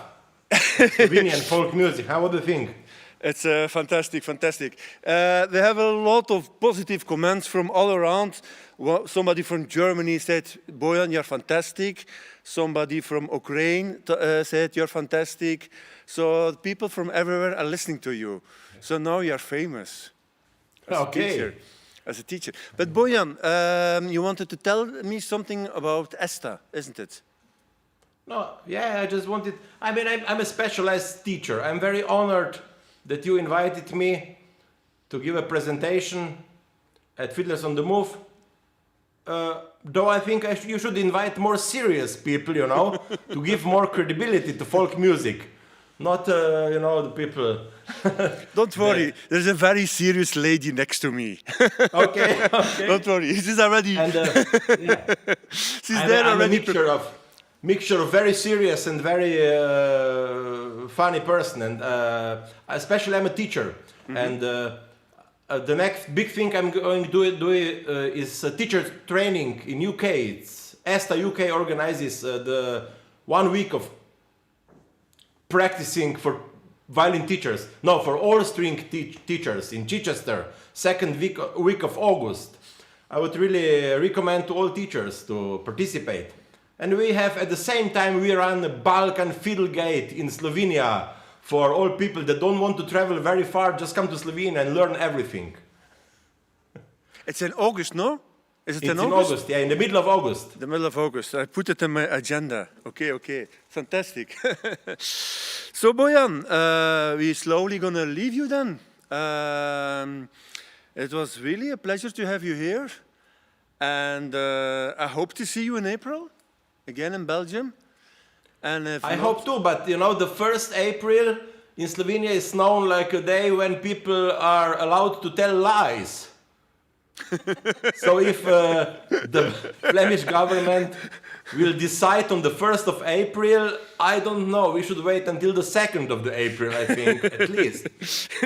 Yes, that's But also... in 3 years, Yes. the 1st of April will be a special day. It's coming on the Friday 13th. Like this. We have the same. We said the 1st of April is for the fools. Yeah. But it is for sure, let's hope it's for sure, that's next year we will do the Fiddlers on the Move again. That will be number 7.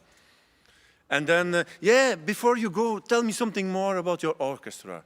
You were here last year. It was amazing. It's most of them are your students, the Slovenian Fiddle Gang. You have also a website or something, or a YouTube channel. Tell me something about it. I mean, we are not very ambitious in running it as a concert project, but I think it's so important to give students an opportunity to play in the band, to experience concerts, to experience the real thing, the production, how people interact in the band with each other, what happens if you have to improvise, you know, all these crazy situations that I had to learn, unfortunately, much too late. So this is my mission to give them opportunity to experience something that I didn't have a chance to experience when I was younger. I know that feeling. I have the same story, but that's not important. Okay, but so people, we will put a link under, right, or next to us. We will put a link of the YouTube channel of Bojan, and it's fantastic. You should watch these videos. They're amazing. They're amazing. It's Balkan music. It's sometimes together with they invite fantastic fiddlers from all around Europe, from Romania, from France, and they do projects. And I was very lucky last year to be there too. So follow it, and invite them, the Fiddle Gang from Slovenia. And this summer, in August, go all to Slovenia. It's a beautiful country. It's a mixture of Italy, Austria, and Balkan. Ljubljana is in the middle. And it's fantastic, you have everything. If you go on holiday, go there, you have 3 countries in one. So thank you so much, Bojan. It's so nice to see you. Thank you, nice to see you all. So have a good night and enjoy the little drink afterwards, and see you soon. And there will be questions afterwards. So people, if you have questions for Bojan, you can add them here as a comment, or send us a message by Facebook or YouTube, whatever you like. So feel free to ask questions. So bye-bye. Voilà. Hello, everybody. So we go to the next part of the evening. Yes, I have to watch in the camera. I'm very bad in watching cameras. Hello, camera. So we are in the 3rd part. I'm very proud. Now we will talk about Belgian music. This is the country where we are now. This country is called Belgium. It's a small country between France, Germany, and Holland and the sea and Luxembourg. And this country has two parts. There is the Flemish part, where we're here, and there is the French part. And this violin player that will introduce to you is from the French part, which is amazing. She worked with all the top musicians in folk music and classical music. And I'm very privileged to know her for a long time. And I asked her to come here tonight because she lives also in Ghent. Ghent is a nice city. Laura Cortese lives here. Aurélie lives here. It seems like a nice city to live for musicians. And she said, yes, I will come and teach you some Belgian tunes. So voilà. She speaks French, but I think her English is quite okay. Ladies and gentlemen, you will be alone at home, but at least you can clap your hands. We will hear it, clap them very loud. We will hear it here in Ghent. So, Aurélie Dorzée. Woo!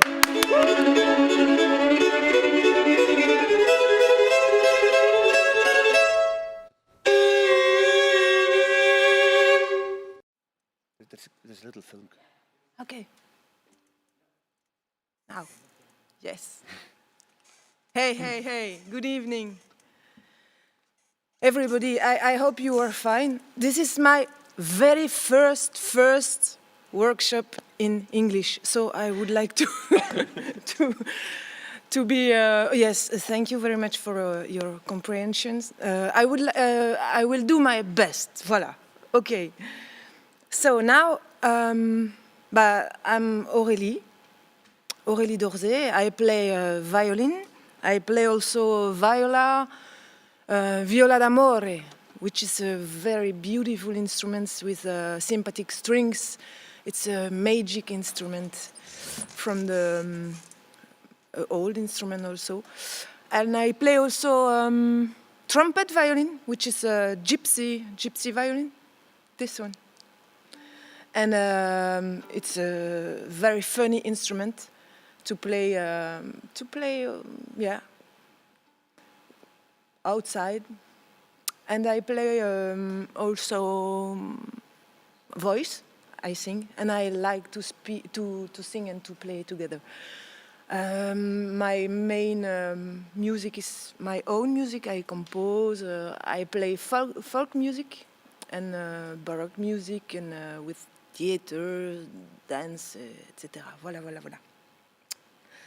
So today, the workshop is about Belgian music. But what's that? Belgian music. What a sexy name. So, to be honest, to be sincere, it wasn't easy to find something. A beautiful melody because we are a lot of boring melody in Belgium, but they are beautiful melody also. So we have, as Wouter told just now, three parts, three languages in Belgium: French, Flemish, Dutch, and German. And also this is a kind of mixture. Our country, political mess, political mix. So the music is also a kind of mix. We can find mazurka, Scottish, but also a lot of bourgeois music. So kind of very elegant music like the menuet, la contredanse. The contredanse is like a jig. 6/8. So today we will work on a menuet. A menuet is like a slow waltz, and it's called le menuet de la chaîne, cutting menuet. So I suggest I will first play the melody, and we learn the tune.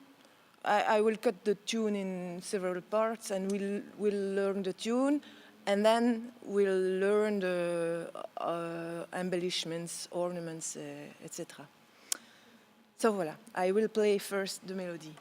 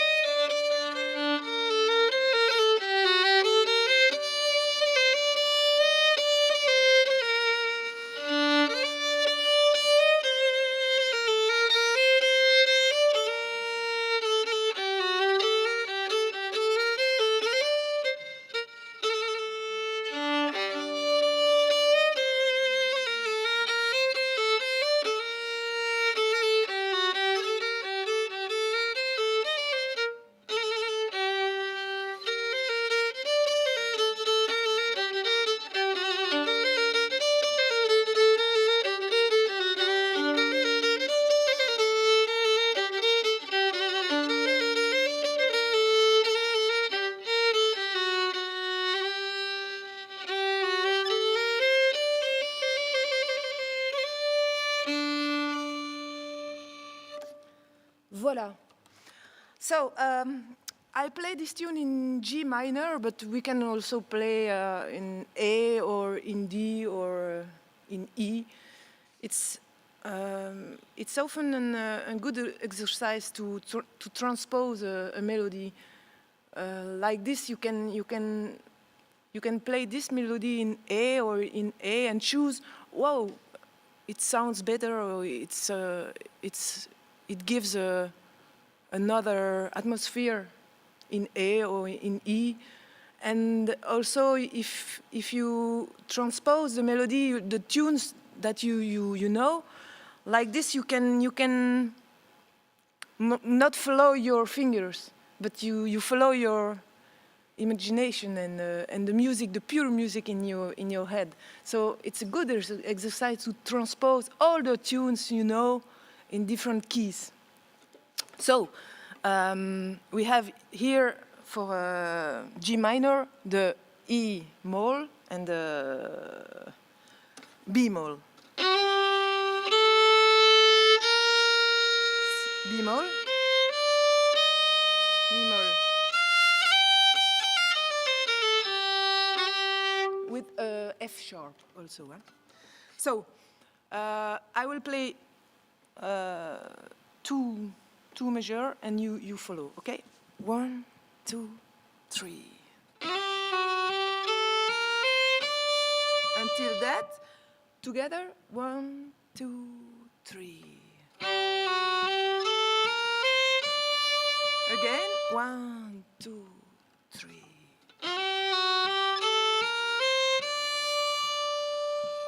Okay, I will play, you listen. 1, 2, 3.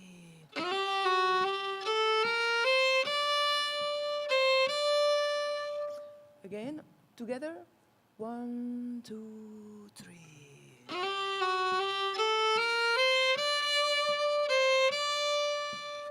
I play further, you follow. 1, 2, 3.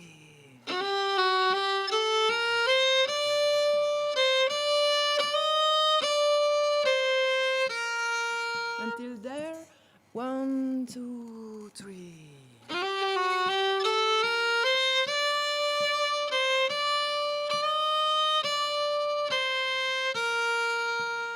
I play for 1, 2, 3.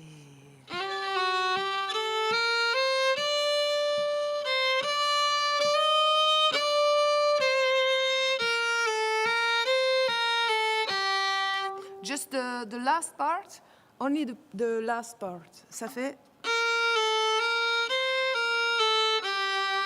This is the link to the first part and the second. And there we are on the first note of the melody. So this is like a lot of melodies, traditional melody. We have the same pattern which comes several times. In this case, it comes 4 times. So if you know the first, you know the A part. Okay? I will play from the beginning. 1, 2, 3.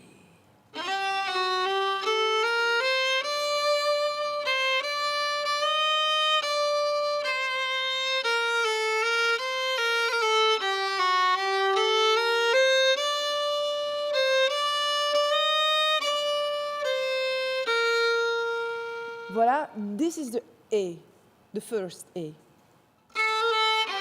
And this one is to come in the beginning.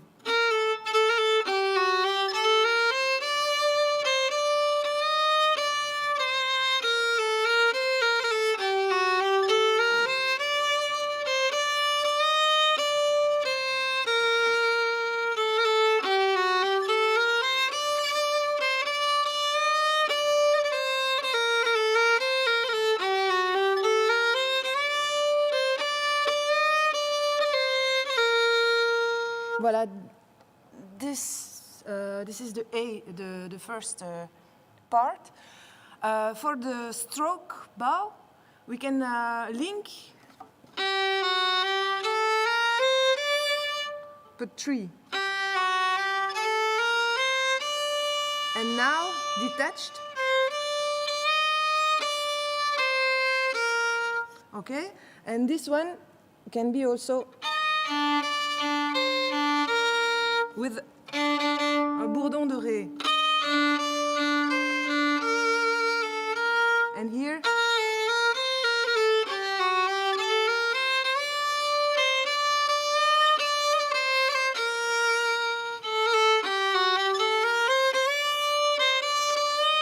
and here we can, à la place de, on peut faire.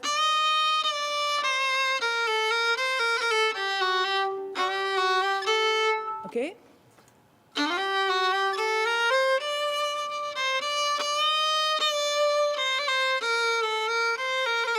But we will see we will work on the ornaments in a second part, okay? Just later. Now the B-deel, the B part.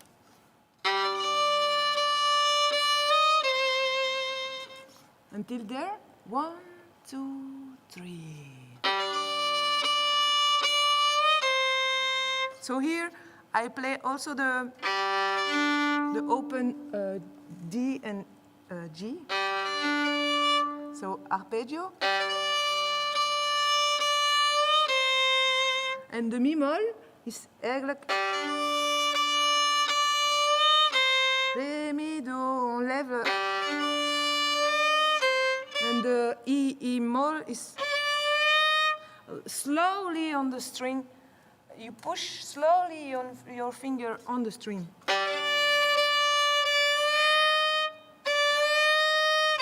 It's not a glissando because it's a half tone.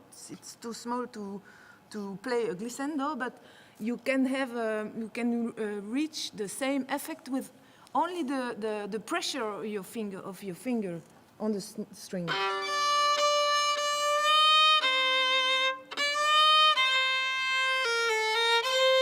Okay, I continue.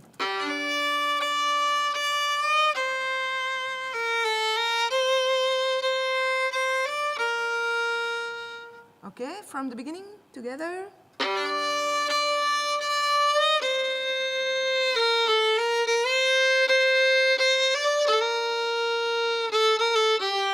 Okay, and here is 1 and 2. In place face, on fait 1 detached and 2 linked. J'ai une belle reverb. You can also play. Okay, until there, together, 1, 2, 3.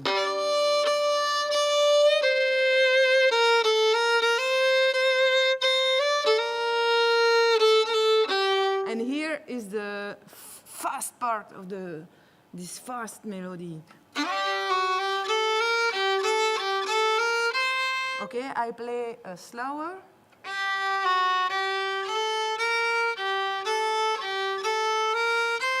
So it's the same pattern, but 1 note higher.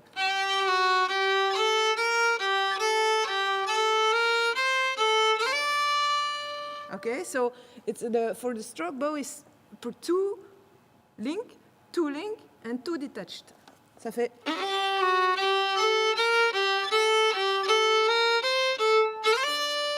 Et la Z de Ré. Ça fait Ré, Do, Si, La. Et le Ré. Okay, le coup d'archet, the stroke bow is like a ball. When you throw a ball on the floor, pangs, it's the return of the ball. So, but if I play faster, so you play forte, piano, ça fait. You can practice like this on an open string. So the first is with pressure, and the return is like a ghost note, we don't hear precisely the note.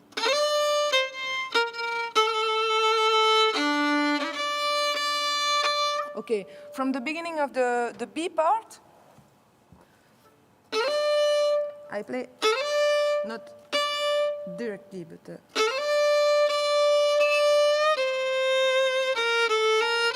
and the stroke bow is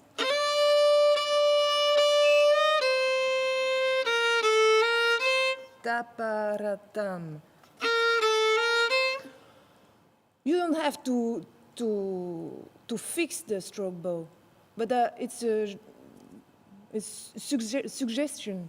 You can change also. It depends on the tempo. If you play slow, it's better to detach. But if you play faster, you can link more.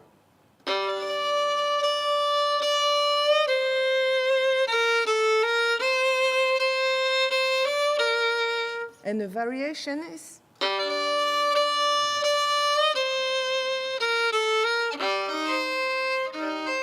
and here I play Sol, G,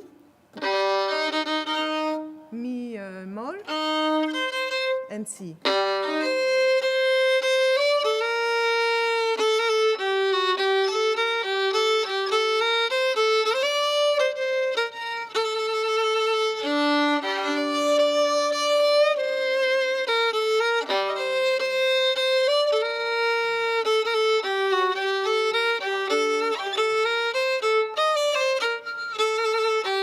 And this is the last part to finish the B part. Ça fait.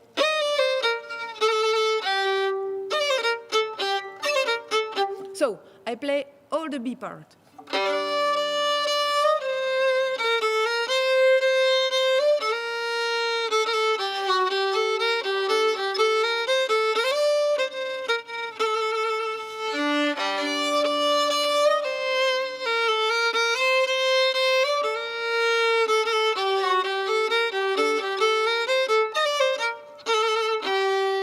Voilà.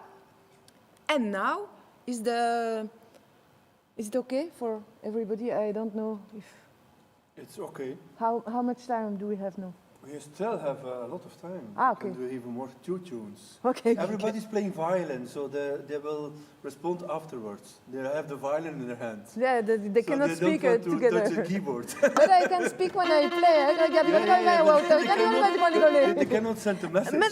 So they're not playing and they're trying their tunes, and then they will put the violin, and then they will asking questions. Yes, so yes. They're very quiet, so I think it's very okay. Yeah, they are quite okay. There are people from Ukraine, Estonia, Yes. Mexico. Woo! You can maybe speak some Spanish. Yeah.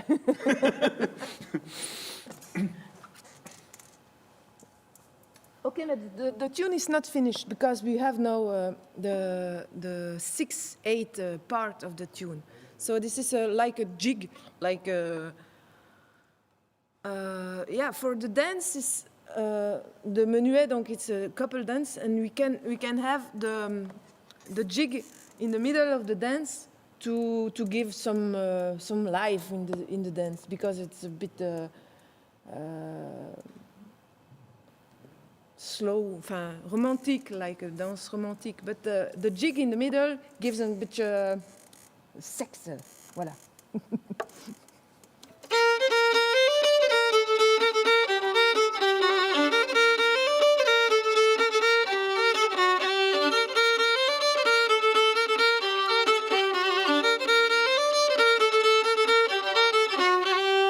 Okay, so here is until there, 1, 2, 3. Again, 1, 2, 3. Again, 1, 2, 3. And now I'll continue. You listen.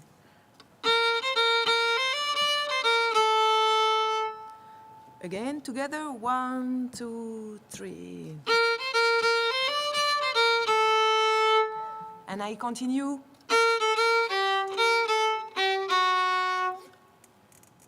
Only this part.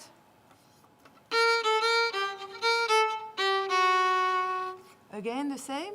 1, 2. from the beginning.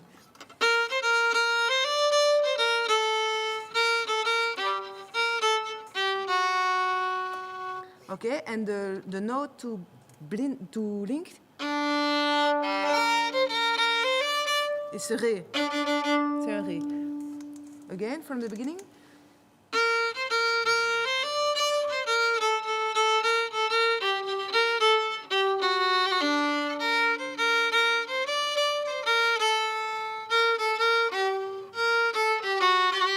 So this is the same.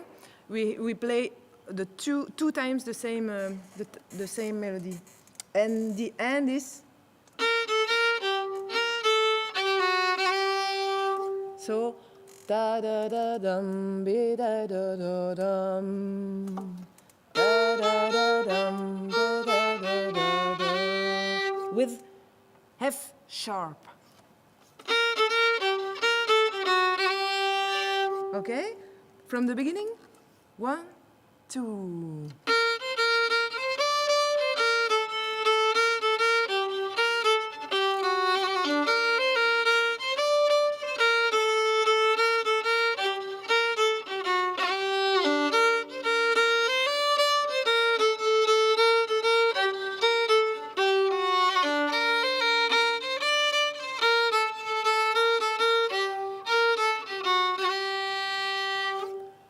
Is it okay? I hope, but I don't hear you. There's somebody watching from New Zealand. Yes, Yes, it's so far away from here. Now we are famous in New Zealand. People are watching from everywhere. Germany, Galicia, somewhere in the United States. Yes. And one from Belgium. Why, yeah. Which part? She didn't tell. Okay. So, yes. Now we have the notes. I hope you have the notes. We can maybe focus on the stroke bow. This is a really typical bow for jigs. And I would like maybe to explain like with a voice. You can practice like this. Rack, ta, tak, ta, 1, 3, 1, 3, 1, 3, 1, 3, 1, to reach the swing of the jig. The 2 is like not soft. So this is 1, 3, 1, 3, 1, 3, 1, 3, 1, 3, 1, 3, 1, and the ts is the 2, and the 2 is.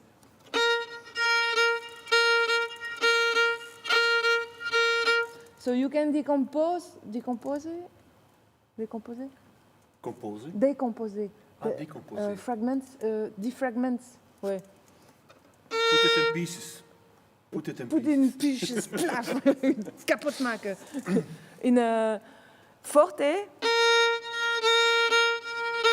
So 1, 3, 1, 3, 1. And the 1 and the 3 are forte, strong, powerful, and the second is more soft, just this, like this.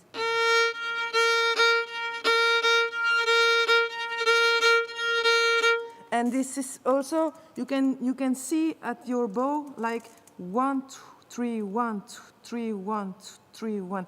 And you can play here in the middle of the part of the bow, not with a lot of length, because you have different kinds. You know the speed of the bow, the force, the kracht, the pressure. Voilà, the pressure, and the place also. So here for the jig, it's in the middle, and it's this strong.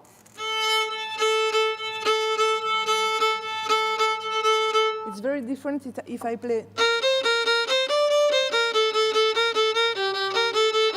If I play with the same pressure and the same length, it gives something boring. But if you play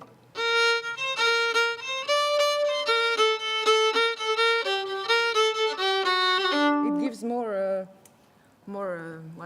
life.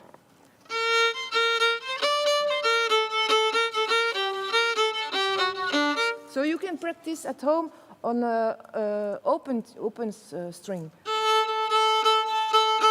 And you can see also it's not like horizontal and always on the line, but it's like with a circle. You see, if I draw something with my bow, it gives a drawing here.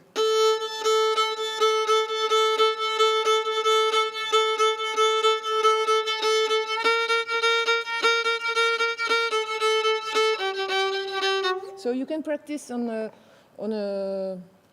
scale.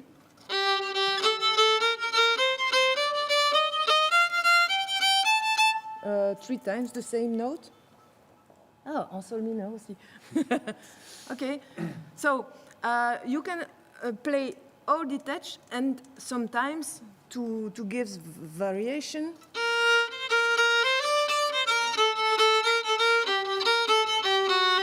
Lié par trois, per three, okay? Here, and I play per three if the notes are un quart.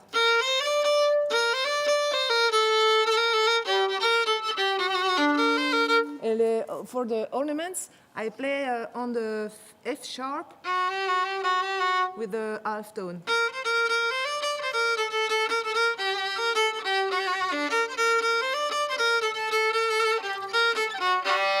And here you can add also the open G.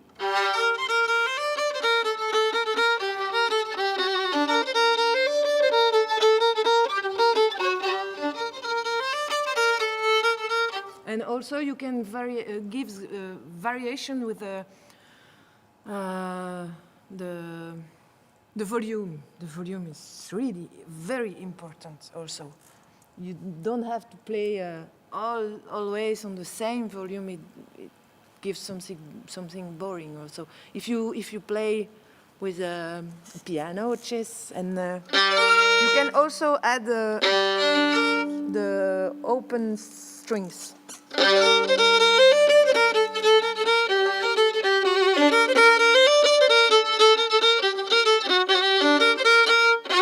And here, I usually, for this music, it's like bourgeois music. So the last note is the ground note, the root note, denk ik. You can play this ornament.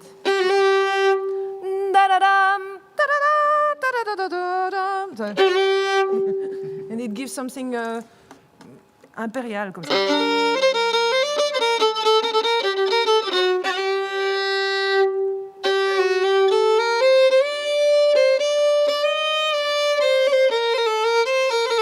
And we come back on the first melody, okay? Shall we try to all the piece or the second one? South Africa. South Africa. Wow. And one person from Ghent. From Ghent? Yes, Well, isn't that nice? That's exotic. Hello from Ghent. It's exotic. Kijk, ik heb Ghent, een Ghent. cocktail. And a girl from Turkey, Wow. which has a French name, Leah. She's maybe the daughter of a diplomat. So, shall we try the same tune together or the next one? Play it maybe just once and then Just we do the one. next one. Okay. We still have a lot of time. Okay, perfect. So from the beginning, we play the A part. That's always it's important to sing the melody also in your head when you learn a tune.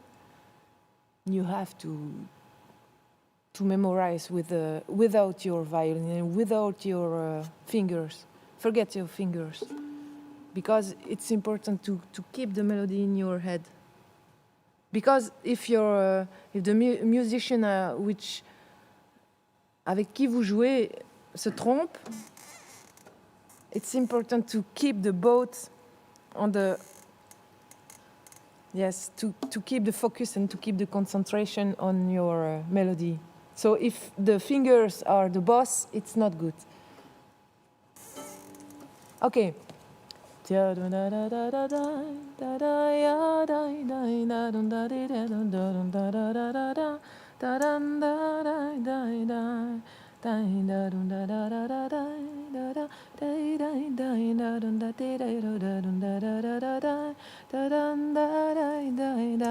Like most of the time in folk music or traditional music, this is a multiple of 4.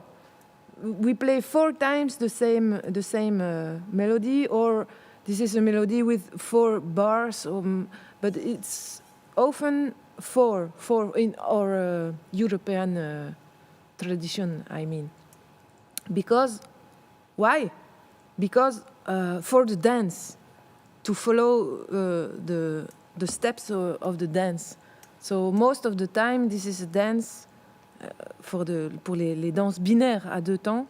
C'est des danses avec 4 figures, 4 steps, or like the bourrée, like oui, il y en a plein comme ça. Ok, donc 4 times de A, 4 times de B.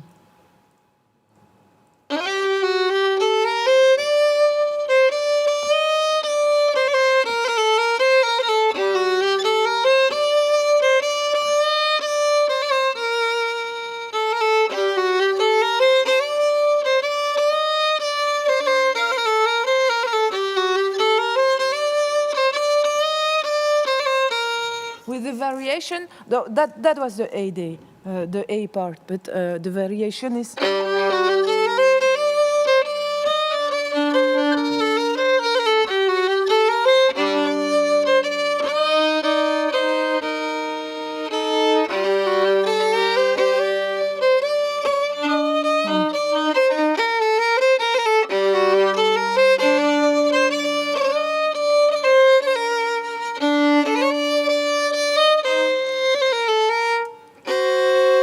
Can add the F sharp and here the G.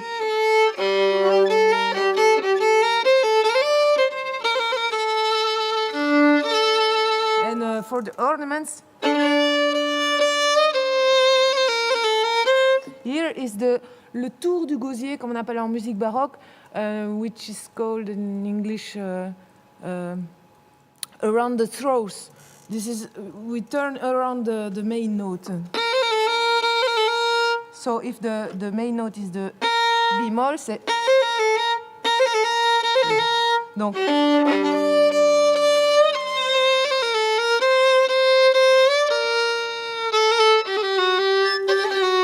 So the main note is the G.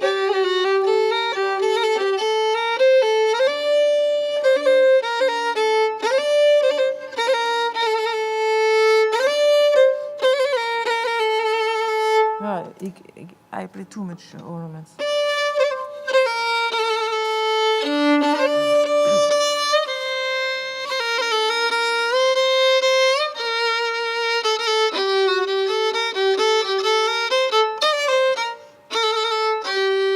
But you can play my ornaments, but you can also find your, because it's only a suggestion. But it's like Baroque music, so you don't hesitate to put ornaments on this melody, because it's a very simple melody, and you can embellish as you want. But please don't keep the tempo. It's important not to be disturbed by the ornaments, to continue the music. Okay, that was it for the menuet de la chaîne. Et donc, this menuet comes from an archive collecting book with a really typical French name. This is le manuscrit de Vandenabeele, so it's a funny Belgian story with music from Wallonia with a Flemish name. Okay. And in Ghent, our traditional music has French names. Voilà, it's really true. So the Flemish, you see, we are close together. Yes, we are. A girl from Denmark said it was wonderful. Yeah, okay. Okay. So it's a romantic melody, but now we will we will learn un bourré. Un bourré, it's a typical dance from France. It's a seduction dance. Okay, it's more heavy. No, not heavy, but it's a bourré which called en coulé. Coulé, coulé, c'est smolten. Comment est-ce que tu appelles ça en anglais? Coulé, c'est quelque chose qui coule, comme la glace qui coule. Tu peux le dire en néerlandais? Smolten. Gesmolten. Gesmolten. Melt. To melt. To melt. Voilà. Because the violinist had only 2 fingers, and so he could play, but only because he had only 2 fingers. But we have 4, so we can imitate the style of this violinist, but we have 4 fingers.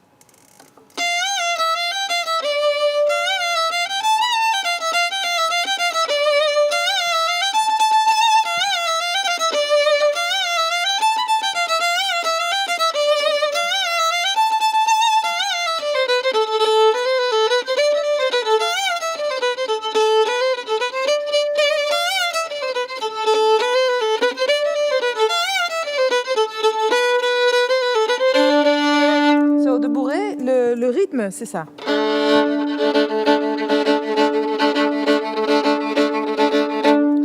1, 2, 3, 1, 3, 1, 3, 1. Maybe we learn first the melody and then the rhythm, l'accompagnement. Okay, so the bourré, I have to tell you something about the bourré. It's a seduction dance. We dance in couple, man and woman, and it's a typical dance from the centre de la France, and we can find bourré en Auvergne, a very beautiful and mountain region of France. Okay, so we are in A without alteration. Like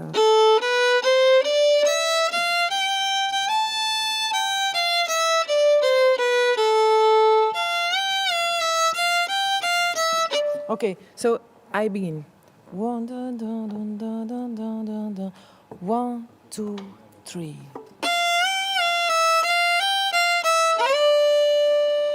Until there, 1, 2, 3. Again, 1, 2, 3. Okay, and we can directly learn the embellishment because it's a big part of the tune. So, with a glissandi 1-1.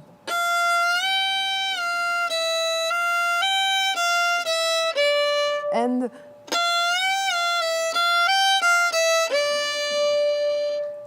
the stroke bow is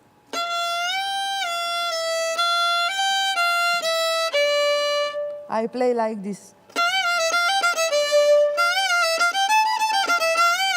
So